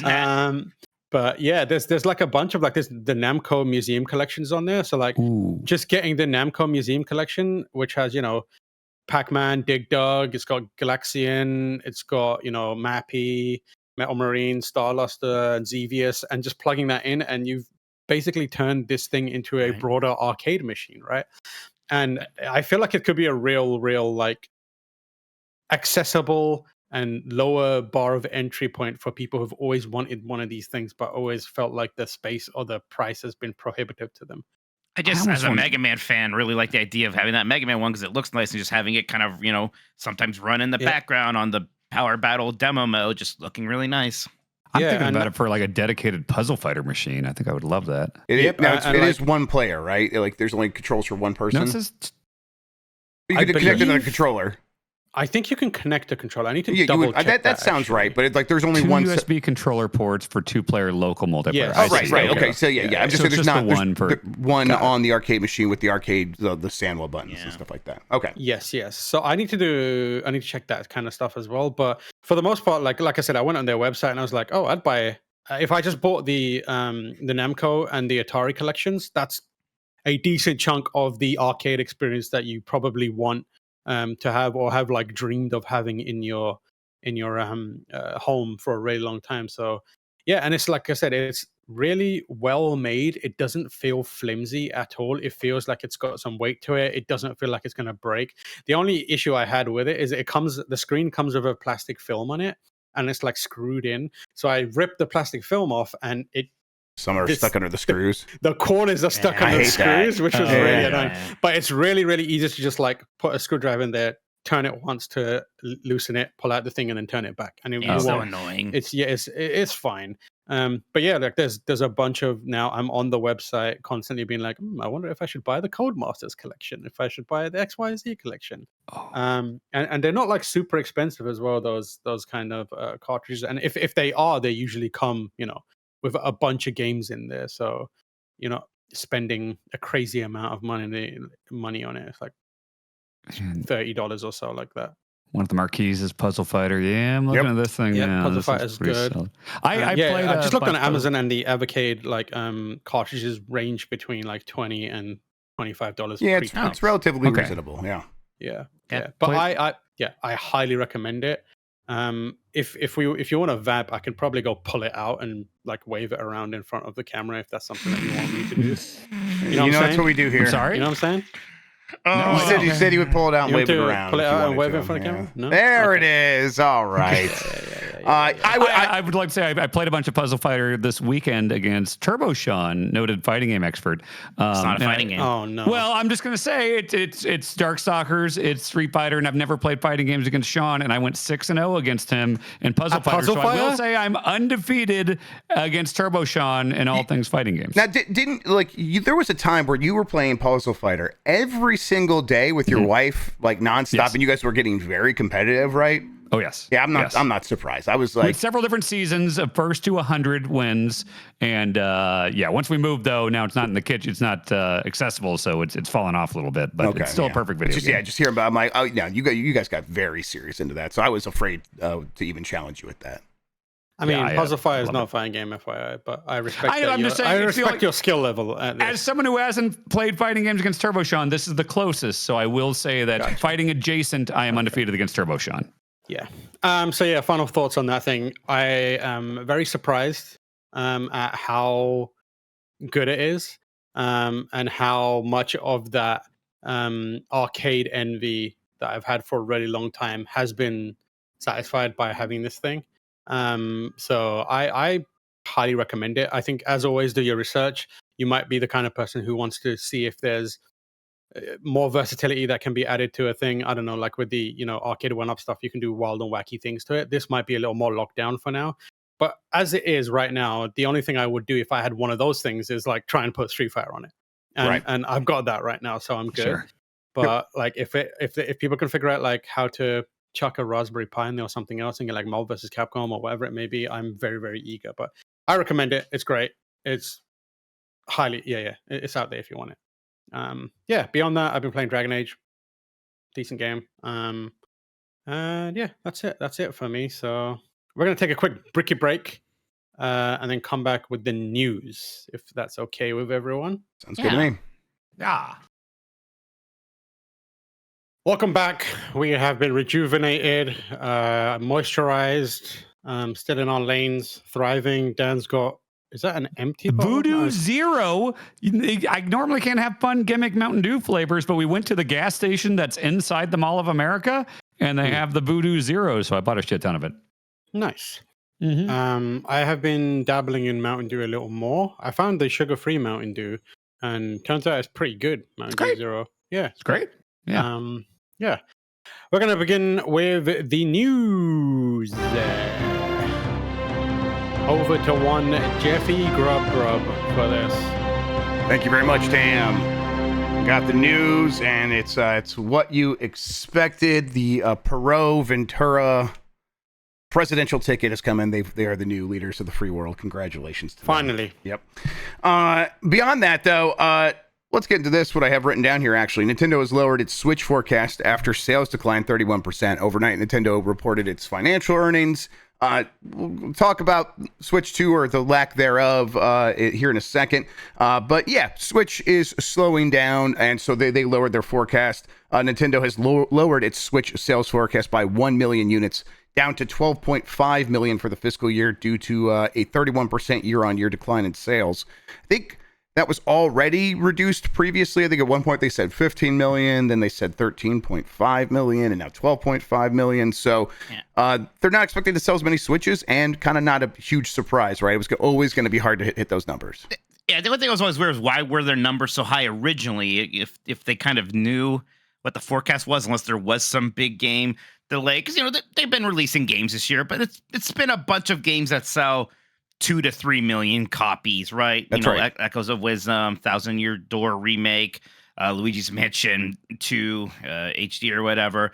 So it's been a lot of those. You don't have a Mario Wonder this year, or a Smash Brothers, or a Tears of the Kingdom, or anything that's going to be, like a 10 million plus. The kind of takeaway here, though, is that things have slowed down. And, like, the argument that they don't even really need a Switch 2. That's done. That's done. They clearly do need the Switch 2, and we all know it's coming anyway, so it's fine.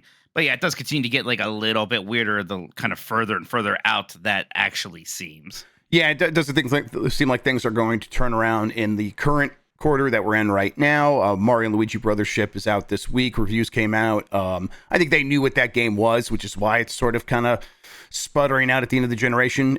Most reviews seem to think it's fine to good. There's some that really dislike it. So it's kind of all up and down.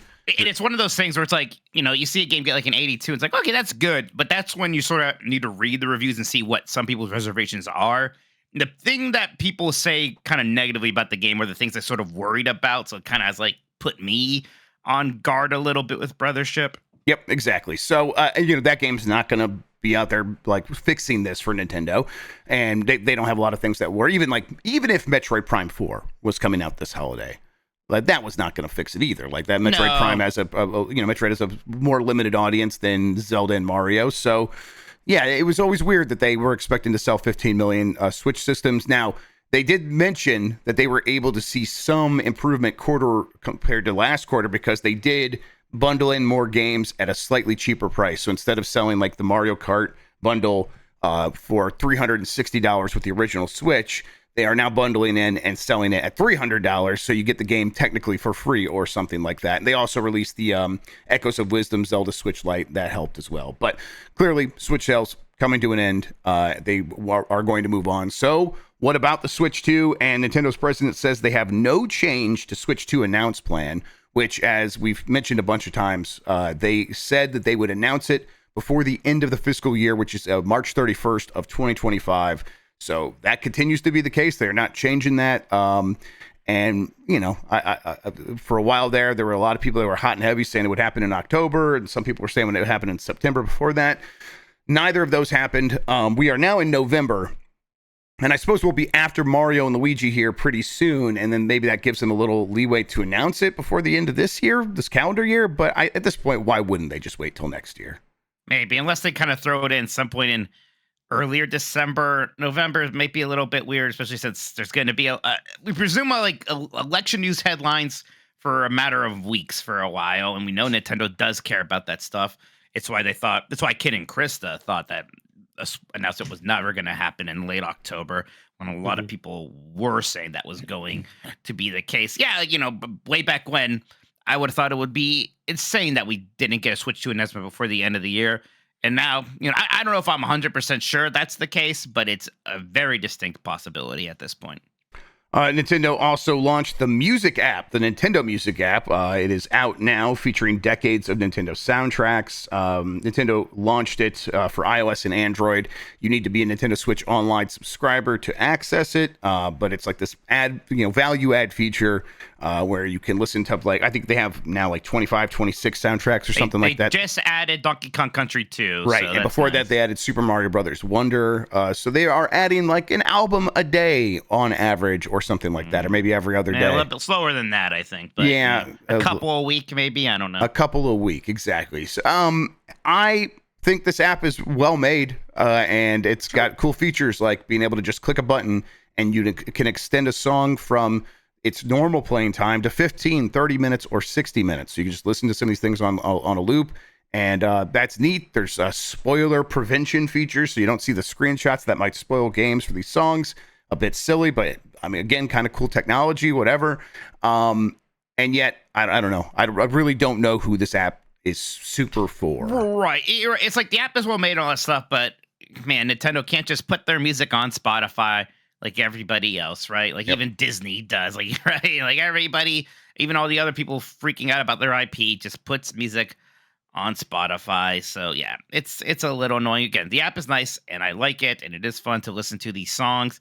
I calling it drip feed right now is probably a bit severe, but if this cadence seems a little slow, and they have a lot more music. Yeah, they have a lot of soundtracks they could add. So the fact that they started with like 22, I just don't know why. I am like you guys. Like, I love listening to Nintendo music. It's in a different app. I'm not opening it. Like, it does not exist. Exactly. Like, I just don't even think about it. I keep forgetting it's there because I've like got such a habit of, when I need to listen to music, I hit one of two things. It's either Spotify or YouTube. And adding a third one this late in the game is like crazy. Like, what are you doing? Just put it on. It doesn't feel like the intent is to allow people to have access to music because it's a joyous thing. The intent is to shut these kids up while maintaining complete control over everything that they own, which is definitely. Like, you might as well not have done it, because like it's easier for me to go to YouTube and type in Metroid Prime soundtrack than it is for me to go to that app and find it. And even though it's a good app, my muscle memory is tied to those two apps. Yeah, and it's Sambo Nice in chat is saying background listening is a big selling point for me, and like you need YouTube Premium, like if that's how you listen to a lot of these songs, to be able to listen to some songs in the background. And a lot of people already have Nintendo Switch Online. So getting the app and listening to these songs in the background while you're doing other stuff, I could see some reasons why some people are getting some value out of this thing. But I tend to agree with you, Tam, that for me personally, in a week's time, like right now, it's a novel thing. I'm like kind of engaging with it. I'm like occasionally remembering it's there. But in a week's time, I will probably stop opening it, and then I will be shocked if I open it again within the next year. Yeah. Weird year for Nintendo. Like my favorite thing they put out this year is maybe their alarm clock. Well, I like the I was just about to say, why didn't they put this app on the alarm clock? Yeah. That's actually not bad. Wake up to just music on shuffle. Yeah. Yeah, that is a way better use. Like that would be like, oh, that makes sense now. As a bonus, it's also on iOS or whatever. But I don't think that thing is capable enough to. I mean, it does play a little bit of music, so I woke up to Pikmin yelling at me today. It's Hell fine. yeah. Yeah. Here's a question for you all. When's the last time Sega had a better year than Nintendo? 2024. Well, kind of wild, isn't it? Yep. That is wild. That's a good point. And now, I mean, I don't think Nintendo's having like some dire year, but it's No. yeah. And I mean, in terms of who's making more money, Nintendo, of course, still making more money than Sega. But just in terms of like, I don't know, kind of quality and interesting releases, I think Sega has actually done better than Nintendo this year. Hard to Do argue. you want to recap what they had? Sega has done Persona 3 Reload, Like a Dragon, Infinite Wealth, Fantasio, Like a Dragon, Infinite Wealth, the fun Monkey Ball game, Sonic Shadow Unicorn Generations was actually Overlord. very good. So, Unicorn Overlord. I think Unicorn there was, Overlord. Oh wow, Was that SMT5? SFT5, whatever with the subtitle. Apocalypse. No, Apocalypse was 4. Vengeance. Nocturne. Vengeance. Yes. Yeah. And Yeah, then yeah. some people like Sonic Shadow, I guess. Yeah, Yep. Sonic Shadow's good. I like it a lot. So, yeah, great year for Sega. They Pokemon. should make an alarm clock. Yeah, then they can really take over the world. Pokemon TCG Pocket is currently earning 3 times more per day than Pokemon Go, according to some estimates. Pokemon TCG Pocket, newly released. It's out now. It's had a strong launch. In its first 4 days, it apparently earned an estimated $12.1 million, which puts it on pace to be one of these $1 billion per year games. There's very few games that are in that tier on mobile. Pokemon Go was once one of those games, still massively successful, like a top 10 game on mobile Pokemon Go. So this doing 3 times the amount of money that game's doing right now shows how strong this is. And I mean, Mike, over the weekend you were playing it, and multiple times I think you were just kind of even muttering to yourself like, this game's gonna make just millions and millions of dollars. Yeah, because I mean, it's so the great thing about Pokemon for this kind of stuff is that it's so easy to just add new content to it. I mean, it's already easy to do that with Pokemon as a concept, and then it's easy to do it with card games as a concept because you just have expansions as the business model. It always works, and doing expansions with Pokemon stuff is easy because there's just so many Pokemon and so many variants of the Pokemon you can do. They already did their first event, right? Do some CPU battles and unlock a Lapras EX, and I'm like, I gotta get that Lapras EX for some reason. It's the only way my brain will be happy. Yeah, it's clear it's going to do well. It's doing very well. Finally, a windfall for Pokemon, right? Something's going their way. Mitch, you said Pokemon wrong 5 times there. Sorry. FYI. It's just, look, everybody. I'm here. I have this mustache. I'm going to say Pokemon. I'm sorry. Classic Hulk Hogan behavior. The official PlayStation 5 Pro specifications have been released. The specs include a single chip custom processor with an x84 64 AMD Ryzen Zen 2 CPU and a GPU with 16.7 teraflops. A lot of bullshit in here, like a lot of numbers. 16 gigabytes of DDR6 memory, things like that. I'll do the quick version of this. These specifications are okay, but it's like surprising how good these games are looking as you go check out some stuff from Digital Foundry and other places that have done early looks at some of these games based on the fact that this is not like some super huge jump over the base PS5, and it makes it sound like that Pisser Tech, the PSSR, really is doing a lot of the heavy lifting, and it's making a huge difference. It kind of seems like the magic, the secret sauce to the whole thing. It also makes it sound like maybe they were able to get away with not putting a lot of investment into new hardware for this thing. So they're probably going to make a pretty penny on this PS5 Pro hardware. PlayStation CEO said that the PS5 Pro was a 5-year project. Development started before the PS5 launch.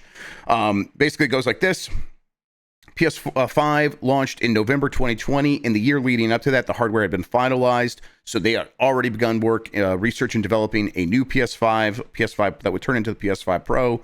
Another 4 years passed after the release of the PS5, where they are now here and they're launching the PS5 Pro. And they're like, this is normal for us. We're going to keep doing this cadence, basically, or something near this cadence, which to me suggests that we get like a PS6 maybe in about 4 years from now. That would put it at 2028. That sounds right to me. Does that sound right to you guys? Maybe a little late. Like maybe it's 3 years instead between this and that instead of the 4. But yeah, generally right. Yeah, I think they like the overlap time nowadays. So I think there will be a period where 3 years sounds right, because then they can like make that transition seem a little more noticeable, if you know what I mean. Right, robust, and then having that PlayStation 5, PlayStation 6 kind of overlap helps them in a lot of messaging as well. You guys feel like we are at a point now where the PS5 and Xbox Series X and S generation feels like it's really found its footing, or you guys still feel a little shaky about it? Like, where are the games? I don't know. Me too. I don't think it has yet. It feels very like stop and start for both. I mean, like Xbox has been on stop for a really long time. And if you really like remove the remakes and re-releases from the PlayStation catalog, it's not that much. Like there's not much going on. And that makes it feel like it hasn't really reached that potential. Also stuff like I think that Demon's Souls is still the best looking game on that console for me. It's very good looking. I was like, it's good. I think like Horizon, as much as I'm not a Horizon guy, that looks Horizon sharp. looks good, and like I guess there's Ratchet looks nice in certain ways, but like I don't know. Nothing has blown me away since Demon's Souls.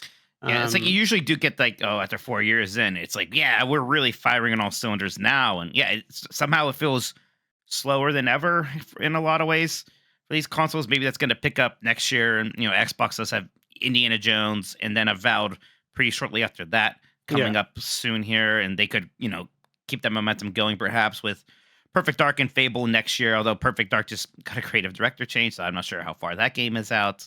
It's been a weird generation for first party stuff anyways. Yeah. Speaking of that, PlayStation's Wolverine director has taken over Xbox's Perfect Dark. Brian Horton, former creative director of PlayStation's Wolverine game, has joined Xbox's The Initiative to lead the Perfect Dark reboot. Wolverine's leadership has shifted, with creative director Marcus Smith and game director Mike Daly now at the helm. Horton's departure from Insomniac is attributed to creative decisions regarding the Wolverine game, excuse me. Horton's experience includes working on Marvel's Spider-Man, Miles Morales, and Rise of the Tomb Raider. That's the really good one, right? Rise of the Tomb Raider. Rise is the good one. Yeah, that's the second one in that second trilogy. That one's really good. Perfect Dark's development has faced challenges, including senior departures at the Xbox studio. But last we heard, development was going pretty well on that game. What's your guys' expectations for both Perfect Dark and Wolverine? For Wolverine, I think it's pretty high. I mean, like Insomniac has been hitting it out of the park lately. Oh my god, I got a Gengar. Hey! Look at that. That thing is sharp. Oh, that's a good Gengar. I think my game has bugged. It does not. Every time I use one of those things that lets me open a pack early, it's not taking it away from me. Well, you better do what you can right now. I am nonstop doing it. I've had 12 for the last 6-pack openings. No, because that's so on the bottom it shows you how many you need to do it. Your total amount of those is on the top right. Okay then. That's why. Yeah, I had the same thought. Right. Don't worry. Nintendo, you don't have to go after him. It's fine. It's working as normal. It's working fine. Don't worry about it. I mean, I'm not going to play again now because I've got Gengar. Who cares? But I think Wolverine. No, it's still at 12 in the top right as well. Okay. Yeah, I think the Wolverine. I think there's a lot riding on it now. I feel like there's probably Insomniac's a very talented developer, but I also kind of feel like they're in a space now where they need to start diversifying the type of games they make.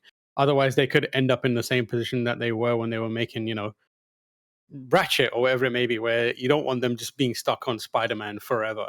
Yep. I hope that Wolverine is a different enough game from Spider-Man. Isn't that same style of like combat, if you know what I mean?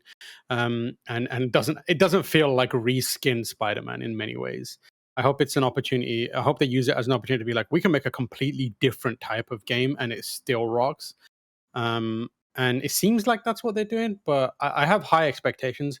I have no reason to doubt that they would, screw it up. I think it'll be good. Yep. And go ahead. Perfect Dark for me, I kind of feel like, as much as I love that 64 one, it's not like this is some long running series that's got a bunch of great entries that like, oh, we got to go back to form or whatever. No, they had one good game. I guess there was a Game Boy one. I don't know if that was good. And then Zero was not that good. So like, I don't know. Yeah. I would love for it to be good. That trailer they showed recently was like, okay, that actually looks pretty cool. But I will just sit back until I get to play it because I don't have expectations for it. Yeah, I kind of have higher hopes for Perfect Dark, honestly. I don't know, maybe it's because it's just speaking to me a bit more. Wolverine, I'm sure that will be fun. For some reason, I'm still just like, what is the loop there exactly? Because with Spider-Man specifically, what's so much fun about the game is the traversal. It's so easy to understand what Spider-Man is going to be as a game, yeah. Right, there's so many directions you can take a Wolverine game, and at its worst, you can just kind of make it a boring hack and slash. And I'm sure they're gonna have more juice in it than that. Hey man, the other Wolverine game, Origins, was awesome. Right? And the pounce pretty is good. great. Yeah, we need pounce. We need pounce. I want to play that and the Deadpool game. I forgot that happened. I liked the Deadpool game was one of the better. There's like a million Arkham Asylum knockoffs, right? Yeah. The Deadpool game was pretty good at that, and it was fun. It was very crass, of course, but it was. Wolverine's combat was kind of Arkham, right? Oh yeah, it was the same thing. Where you push the Y button to counter things. It was good. But yeah, I enjoyed both those. All right, you guys remember NFT games? Well, Ubisoft's got one, a new one actually. And here's a fun story. Ubisoft's NFT RPG has reportedly been plagued by a single player auto-winning every game. Ubisoft's NFT-based RPG, Champions Tactics, Grimoria Chronicles, has encountered Wait, say that name again. Say that name again. Champions Tactics, Grimoria Chronicles. Incredible. Yep. Okay, you can continue now. It sounds like it was made by AI already. Has encountered a game-breaking exploit. A user named Shiliri11 or Paulstar111 has been automatically winning every online battle, causing frustration among players. The player has reportedly played over 56,000 matches and always wins without the match even taking place. The issue has rendered the game unplayable for days, and players have expressed their disappointment and frustration. While the team has acknowledged the error, banned the player, and promised a fix, some players continue to report being matched with the exploitative account. So they've banned him, and they're still losing to him. The hero NFTs deserve. Right? Isn't this all? This is like, I'm like, this is what you get for going to play an NFT game. I love this. I hope he becomes unstoppable. Like I hope a community forms around him where they like figure out new ways to make sure he's always like the guardian against NFTs. Right. He's just racking them up. Let me solo her, and he's soloing the entire NFT community. And then he's got enough money that he just purchases Ubisoft and is like, look at me. I'm the captain now. Yep. God, it's just incredible. Of course, Ubisoft, who's doing so well right now, is the one having a weird thing with NFT games right at this moment. I give that thing 6 months before they kick it off into the tall grass and no one ever speaks over it again. Yeah. At this point, it is weird to still encounter people who are like bag holders for this stuff, like still like ride or die for NFTs. Like I saw some invested so much that they kind of have no choice. Right. I think. That's definitely the like there was like some like FaZe Clan guy talking about this like they're going to put NFT marketplaces in GTA 6. And I'm like, oh, you are the dumbest. You are fucking insane. Motherfuckers. This is embarrassing how dumb this is. You think that Rockstar needs to do some stupid shit to make money? They just put that game out and then call it. The way they talked about NFTs, like wouldn't Pokemon like TCG Pocket have been like, oh, such a great application for that? And no, fuck that. Of course you don't do it and make $1 zillion anyway. Right. And it's like there could be a marketplace in GTA 6 and they'll control it from top to bottom. Why would they give up control? Rockstar to some decentralized platform. Are you stupid? And the answer is, of course they are. Yes. They're very stupid. That's my favorite thing about NFT bros. They are literally the most stupid people on this planet. Yep. They will say the most most insane shit to your face. and then not realize what they're saying. Yes, just completely Remember that embarrass guy- themselves with no idea that they just did. It's beautiful. Remember that guy who like bought an NFT of a book and thought it gave him the film rights to it? I'm That was the best. There was a Google photo. It's like Jodorowsky's Dune or something like that. There was like some version of Dune, and there was a Google Photos like shared thing of like all the stuff they thought they owned, and I got in there. So occasionally I still get updates from some of the guys that are like, what are we gonna do with this now? Like they still don't know. They're like still fighting World War II on some island somewhere. I think it's happening. It's awesome. It rules. Striking New York Times tech workers ask players to stop playing Wordle in solidarity. New York Times workers are on strike, urging Wordle and Connections players to stop playing until the strike is resolved. Tech workers at the media company are in dispute regarding remote work, just cause protections, and pay equity. The union claims management is more concerned about election coverage than a fair deal for workers. New York Times spokesperson states the tech guild is among the highest paid individual contributors in the company, and journalism is their top priority. The hashtag #BreakMyStreak emerged on social media in support of the striking workers. So basically, the workers are just asking you to break your streak, stop playing the games for a few days while they get this sorted out with management. So I did that myself. People can make their own choices, but I would recommend towards that direction. All right, that does it for the headlines. I think we did it. I'm gonna hand the show back over to you, Tam. I think we're another break. Let me just have a quick look through the news section of our Slack to see what's going on. Yep. Nothing dropped. Doesn't seem. You'd imagine not a lot of people are gonna want to release a lot of big news today in the video. Smash Ultimate has sold over 35 million copies, apparently. Yep. Yeah. I mean, there's always updated sales numbers with Nintendo stuff. We'll talk. Like, I'll get into some more of those details on Game This Mornings over the next couple of days. Yeah. That probably puts that at number 3 after Animal Crossing and Mario Kart, probably on the Switch. Smash Brothers. I think so. Yeah, it's like that Odyssey and the Zeldas that are. Breath of the Wild's probably like 30-ish Pokemons are of course million. weird. Yeah, Pokemons are up there. Right, if you Those combine are the the two heavy hitters. Pokemons, you probably change things. Yep. The Balatro account tweeted a picture of a silhouetted character which looks like a clown with the phrase "Who's that Pokemon?" So it's probably our next president. they're up. Yeah, let's take another quick bricky break and then return to do emails. Sorry we're gone for long there. Apparently, Mitch has diarrhea, but, hate to see it. That's what happens. Begin nothing but the hot eats at Dairy Queen. That'll do it to you. Yep, that's it. They come out hot, too. If you want to email the show, you can send an old letter over via the internet to bombcast@giantbomb.com. That is bombcast@giantbomb.com. Our first email comes from Video Game President. What a time for that person right now. Must be right? tricky, yeah.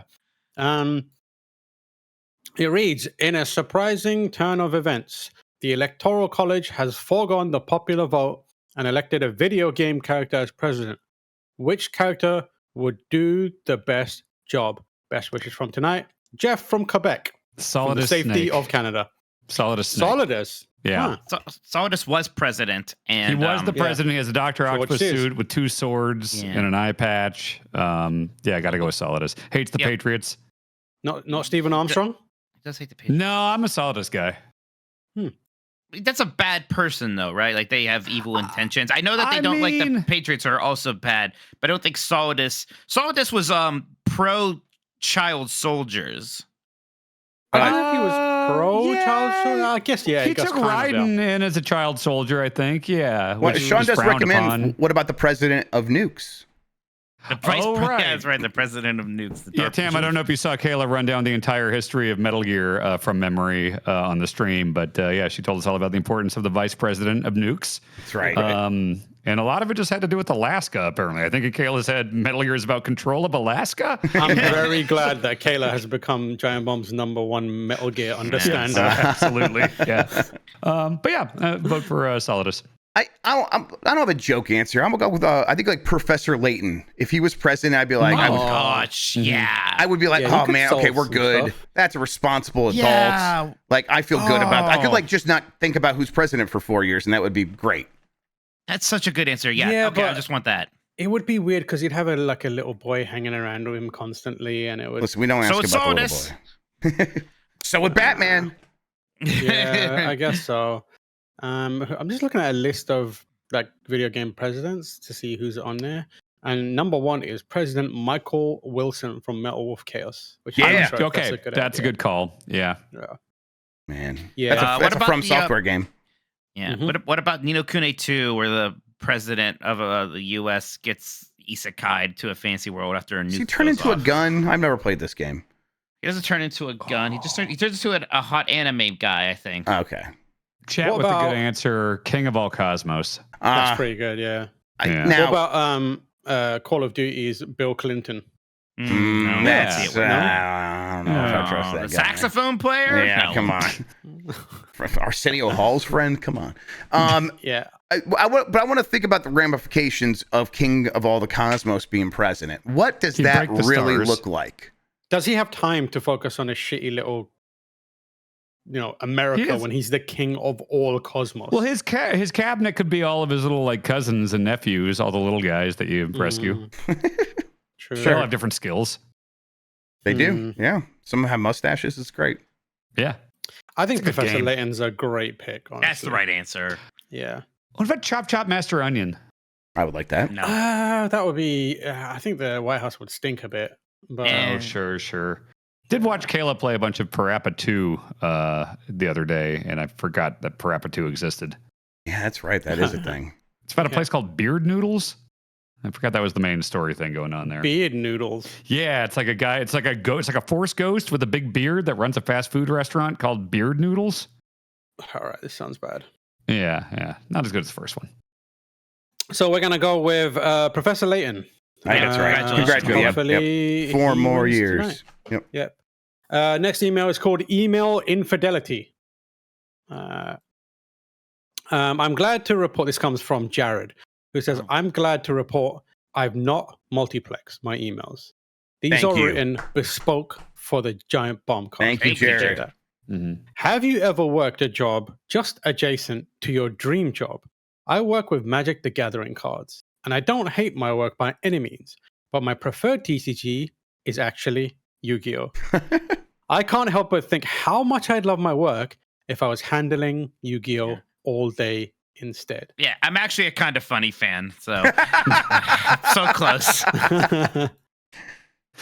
I worked at McDonald's when my favorite was Taco Bell, but like I also deeply love McDonald's, so it's not like that was a step down. You know, it's a 1A, 1B situation. Nope, got it. Weird. It's weird. I just got the job I wanted, so yeah.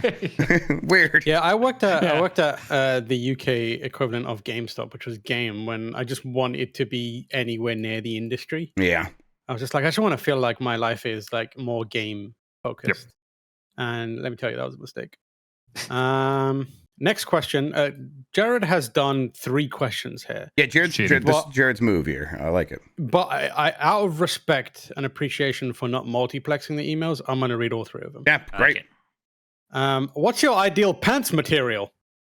I love Jen's passion for denim. I personally find it too scratchy and tend to prefer elastic synthetic fabrics. So, team, what is your favorite material for pants? Joggers. Yeah, are those the joggers, Dan, that you're wearing? Or like the ones that we got? They're not the Giant Bomb ones, but they're just Are they the ones joggers. that we got from like Amazon or whatever when we were first talking about joggers way back like a couple years ago? No, I think I leveled up and got some better thing. I don't know. Any jogger material is like ideal for me. Like that, like super thin sweatpants material, but that has like somehow more structure to it. So, I don't know if you've been to Uniqlo anytime They don't let me in the last there. few years. They have one in Disney World. I have been. I'm too large. They have pants that you will see them on the shelf, and you go, "Those are jeans," and then you'll pick them up and be like, "These are joggers. Hell What's yeah. happening here?"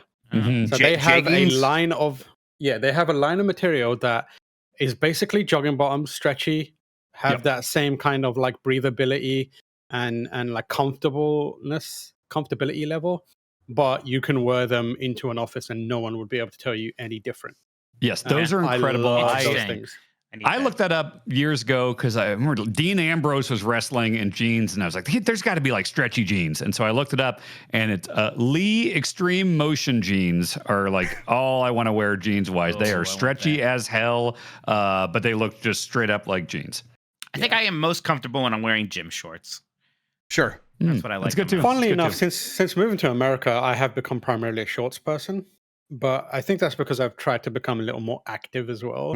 So like it's easier for me to like be more active wearing jeans. Whereas if I was wearing like jogging bottoms, which I do wear, I'd have to take those off, put on, and it's just easier for me to just wear shorts. So yeah, shorts are great. I'm wearing shorts right now. Grub, did you say what your one is? Yeah, I'm with Dan. Joggers. Joggers. Yep. Okay, cool. That's fine.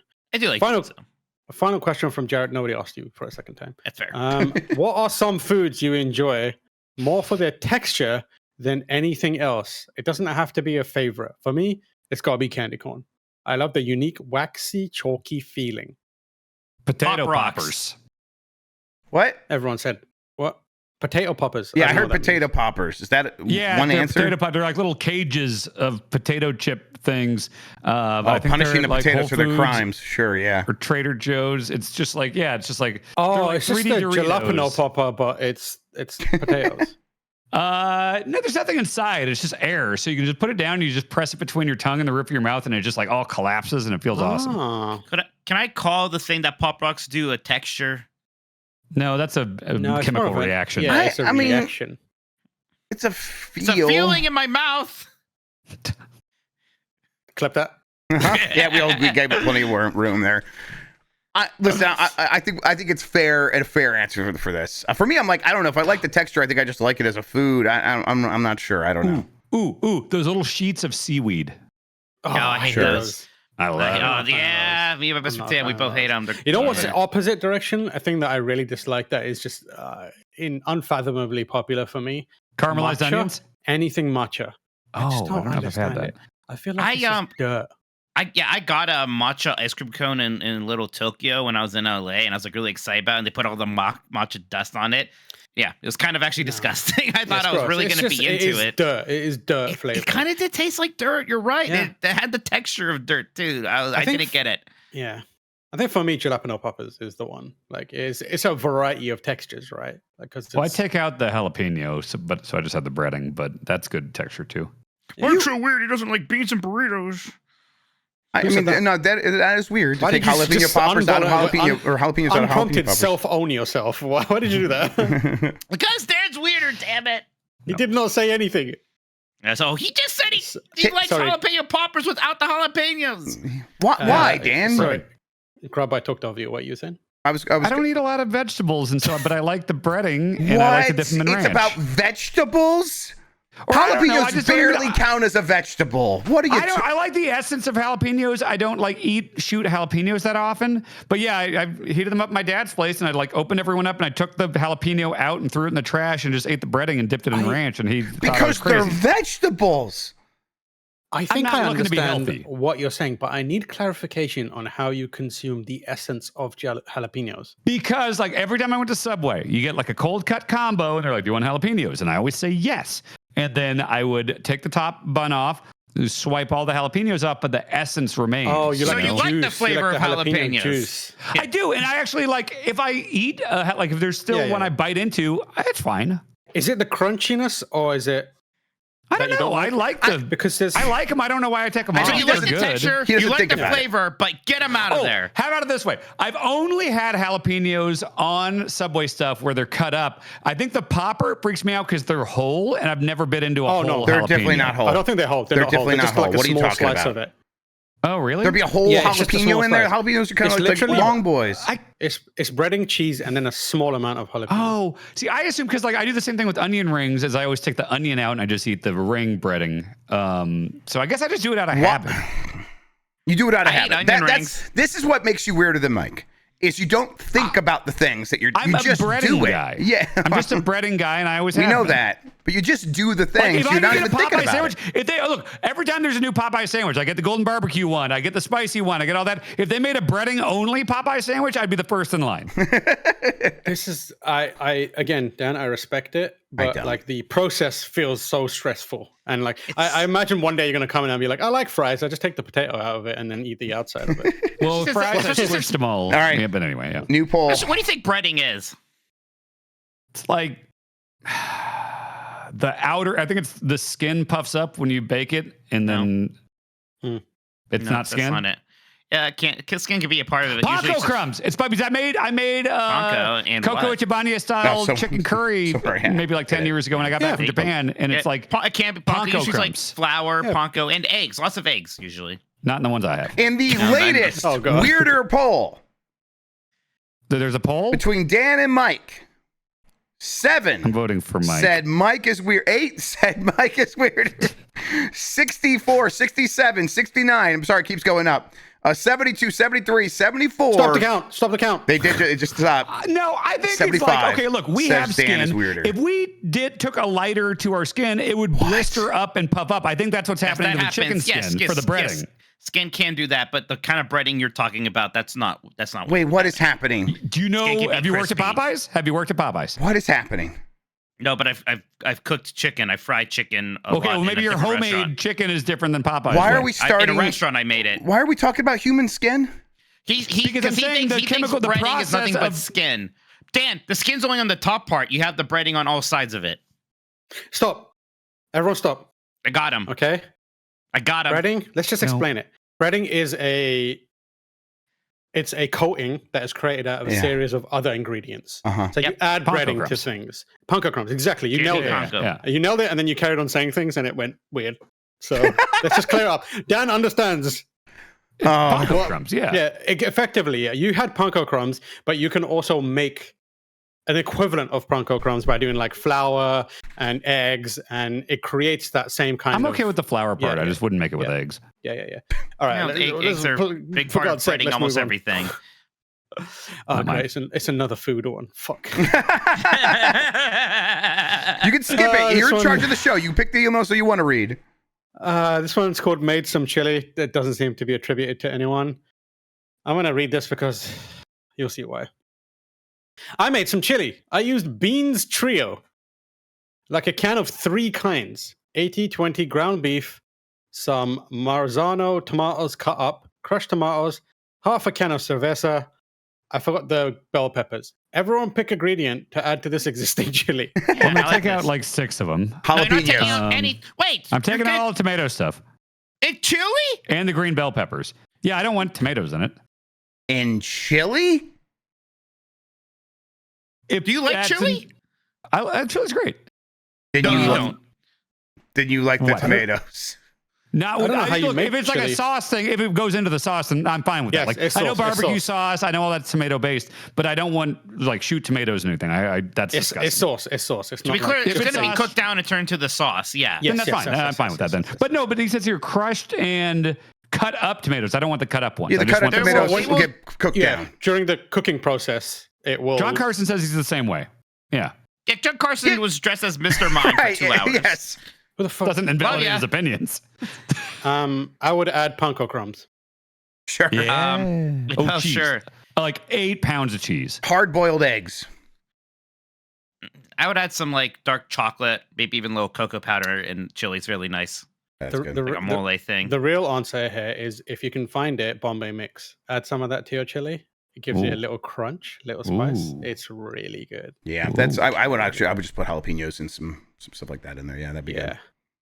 I Next, put like jalapeno bitters in there. Can you get like the essence of jalapeno like in a bottle? you, like you in- literally, yeah, you I can. mean, You can just yeah, buy but, a jar of jalapenos and then just pour out the The juice into a jalapeno different jar. nachos are already that, like the little like sliced up nacho style jalapeno. That's already. I've not had that. Yes, you have. I think No, yeah. there's 2 kinds of jalapenos. You can get jalapenos which are like quite crunchy because a lot of the spices in the actual like seeds of it and Right. the actual thing, or you can get ones that are like brined and pickled, which are very soft. I think that you would like the soft ones because you basically cannot taste it. You cannot like. That, feel I'm it fine with for the that. If most it's part. like crystal, like tiny little flavor crystals, I'm fine with that. Peppers, like that's the thing. I don't want the pepper texture, but like John Carson brought some Carolina Reaper cheese It's really from good. Wisconsin when he came over, and that shit was good as hell. I had some of that today. I had already had who the too fuck much is John cheese. Carson? John Carson's in the chat. He's one of the nasty boys. He's a nasty boy. He's Mr. Mime. Yeah, he's Mr. Mime. Bro, I've got multiple jobs, man. You know what? Hang on. I can't keep up hosting with this show. shit. I got Mr. Mime stuff here somewhere. Let's see if I can find that. Next comes from Tom P from Florida, who's got an email called TurboShawn Origins. Hey, dudes. We hear often about the origin of Mike's Tolkoto. Too often, if you ask me. Why is Sean known as TurboShawn? Is he a big fan of the TurboGrafx 16? A fast runner? Or did he just need a Twitter handle? Much love, Tom P from Florida. TurboShawn. You say his name 3 times, and he should appear. That doesn't work. Oh shit, it worked! And the best part is he has to edit this, so he knows what he's doing here. Yep, I'm recording my audio. Hi, Sean. Clap, clap. Yay! I have told the story multiple times, so I'm curious here who was paying attention. You do speed runs. I already told you, I have multiple jobs. And like all your Tam's favorite exempt. games have turbo meters in them, like Street Fighter bullshit and Oh yeah. Blitz and Jam and stuff like Blitz that. and right. Jam and stuff like that. Yeah. Hey, I do not know. Wow. You know, at least he's honest. Wow. You're missing one. Yes, it's because I play a lot of arcade games that have turbo things in them. Like racing and your grandfather fought in the Turbo Wars. Clearly, everyone knows Yeah. that. The Great Turbo Wars of 1969. Yes. Yeah, a lot of Midway arcade games have turbo meters. I grew up playing a lot of NBA Jam, a lot of NFL Blitz. The last one is Super Street Fighter 2 Turbo was my first traditional fighting game. Right. What was the Yeah, game that kind of locked that idea into place? What was the game that you played it and went, I'm gonna use Turbo? It's a fairly recent username, actually. I've been using a variety of variations of Sean and McDowell and stuff for like a very long time. And then, like 5 years ago, maybe? So pretty recently, I was just I need something better than this. And that's what I went with. I have a follow-up question for everyone here. Yeah. Everyone has a username that they currently use online, right? Mhm. Can you tell us some of your previous usernames? Oh, yeah. Neo they Job. Neo Job was you, Grub? Yep. That's his Call of Duty name. Still. It's like Job 1UP for when I was on 1UP.com with Neo Job. It was actually Job 64, and then that name got banned from AOL because I said the fuck word. And then and then they so I went in with Neo Job, the new Job. I was before Tolkoto, I was the Doc, DADOC, because I played the medic in Team Fortress Classic all the time. So yeah. DADOC. Yeah, the D's were capitalized, so yeah, if you'll get chat, I'll write it up. But yeah, it was the Doc. Dan? My Call of Duty Activision name is Haas Bender. Huh. It's a MacGruber thing. Yeah. Right. Yeah. Sean? Just a variety of things that I would put in front of Sean, like Player One Sean or whatever. Some other ones maybe I won't say because it's tied to some stuff that, personal. But yeah, I don't know. Nothing terribly interesting. Sometimes my initials, because my initials are SAM. So it's very easy to just put Sam on things, especially arcade games, Yeah. I played Counter-Strike for the longest time under the name Robot Devil, as a reference to the Futurama character, the Robot Devil. And that was it. That was pretty good. That was it. Thank you, Sean. Thank you. Appreciate I'm coming going in. back in the hole. There, guys. Okay, cool. All right, bye, Sean. Final Meeting question comes from John from Greece. The title of this email is Aging Gamer. Hi, Bomb Crew, and thanks for all the entertainment. I'm turning 40 in 7 months, and I find myself having less and less time to play games. I used to finish a couple of games a month, and now I'm lucky if I finish a couple of them per year. I used to play them all on normal or sometimes hard. As I was playing Silent Hill 2 Remake and being a total worse, I turned the difficulty to easy when I was at the hospital section of the game. Whoo boy, did that take a load off my shoulders. I was planning to do the DLC for Alan Wake 2 next, and I'm now considering starting on easy. I think I'm an easy mode gamer now, and I think I'll be able to finish more games. Thanks, John from Greece. Not really a question there. I think John from Greece is just looking for a bit of validation. I wish I could do. I was playing Diablo 4 Vessel of Hatred, the new expansion, last night, and I was like, it's on hard mode, but like that's not really supposed to be that hard. It's Diablo. Difficulty's weird in that. And I was playing through it, and it was basically all cakewalk. Then I just got to some boss that seemed impossible, and I know I should have just lowered the difficulty. I just can't actually do it. I have weird mental blocks about that. It just drives me crazy. I feel really bad about myself. I need to get over it a little bit. And like you're at a point where it's like maybe you're not in the same position that John is. Like, sure, he's talking about aging, and we're all getting older, but he's probably like losing time to other things, other hobbies, other responsibilities, and like we're all playing a lot of games still for our main jobs. So I still feel that as well, Mike, for sure. But I can see myself at some point in the future being very frequently be like, if I want to experience a game, maybe I'll just go down to easy. And so especially because I'm like, I'm 42. I'm going to be in my 50s here pretty soon. At that point, I will not care a lick. I think if I were to like start games on easy or story mode, I won't care anymore. The sun is hitting me directly right now. You see these God rays that just suddenly showed up. Just like God is like peering down on your mustache in awe. I think I'm going to be the next king of Lion King or something. What the hell? All right. The king of Lion King. Yeah, okay, I appreciate that. I think you mean the king of the Sambas. Fan. God. Okay. Oh, there it goes. Wow, that was weird. God. It really did just go away. Thank God. Going down. Oh, I tend to always do normal or whatever the default is because, like, I kind of in my head think like, oh, this is the way it was like intended to be played or whatever. But there are certain exceptions where, like, I remember like those Wolfenstein Machine Games ones, the couple recent ones. There was like stealth stuff and everything, and like I'm not good at stealth. I don't like playing stealth, and like when I play like a very violent first person shooter like Wolfenstein, I just want to like run and gun and. I turned those to easy, and it was just a blast sprinting through those levels, like dual wielding and just annihilating people. So if it seems right for the game, I will certainly do it. And like, I'm not going to feel like, oh, I didn't really play it. I played it on easy, You play video games to have fun. Yes. You play video games for yourself.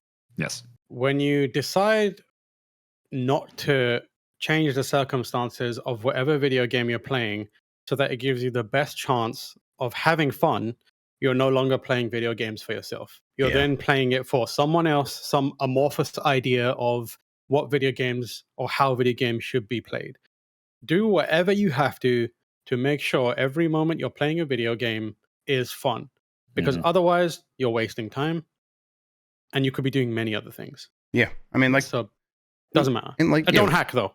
Don't be cheating in games. Right. Yeah, multiplayer. Yeah, definitely. But like, I mean, in From games, when like they give you the thing to bring in a friend to help beat a boss, just do it. Just do it. Do it. Yep. Just summon if you need to. It's fun. It's a good time. That brings us to the end of another episode of the Giant Bombcast. Thank you to Dan for being here. Ah, the fuck was that? That wasn't a soundboard thing. That was an actual word. Thank you to Dan. Thank you to Mitch. Thank you to Grub. And thank you to John Carson. I appreciate everything you've done for this website. Mr. Mime. Sure. We've got another few days left in the week. We'll have Gameless Mornings. Yeah, Gameless Mornings will be back all week. Yes, that's right. Yes, we should have a Blight Club coming tomorrow. We should have a voicemail dump truck happening and a UPF. That is the plan. Please give us some grace if stuff happens and we decide to change what we want to do. As you know, there are various things happening in the world that could very drastically change our moods. Yeah, I could get sad tonight. Yeah, if you find that we decide we don't want to do this for whatever reason, know that it's not because we're being lazy. It's just we need to take care of ourselves. Yep. We love you guys, but we got to love ourselves here a little bit sometimes too. For sure. Yep. But send your best wishes to Jan. Thank you to TurboShawn for coming in and helping us out with his origin story and then going on to edit the show. And we will be back for the Bombcast next week and maybe the rest of the features this week.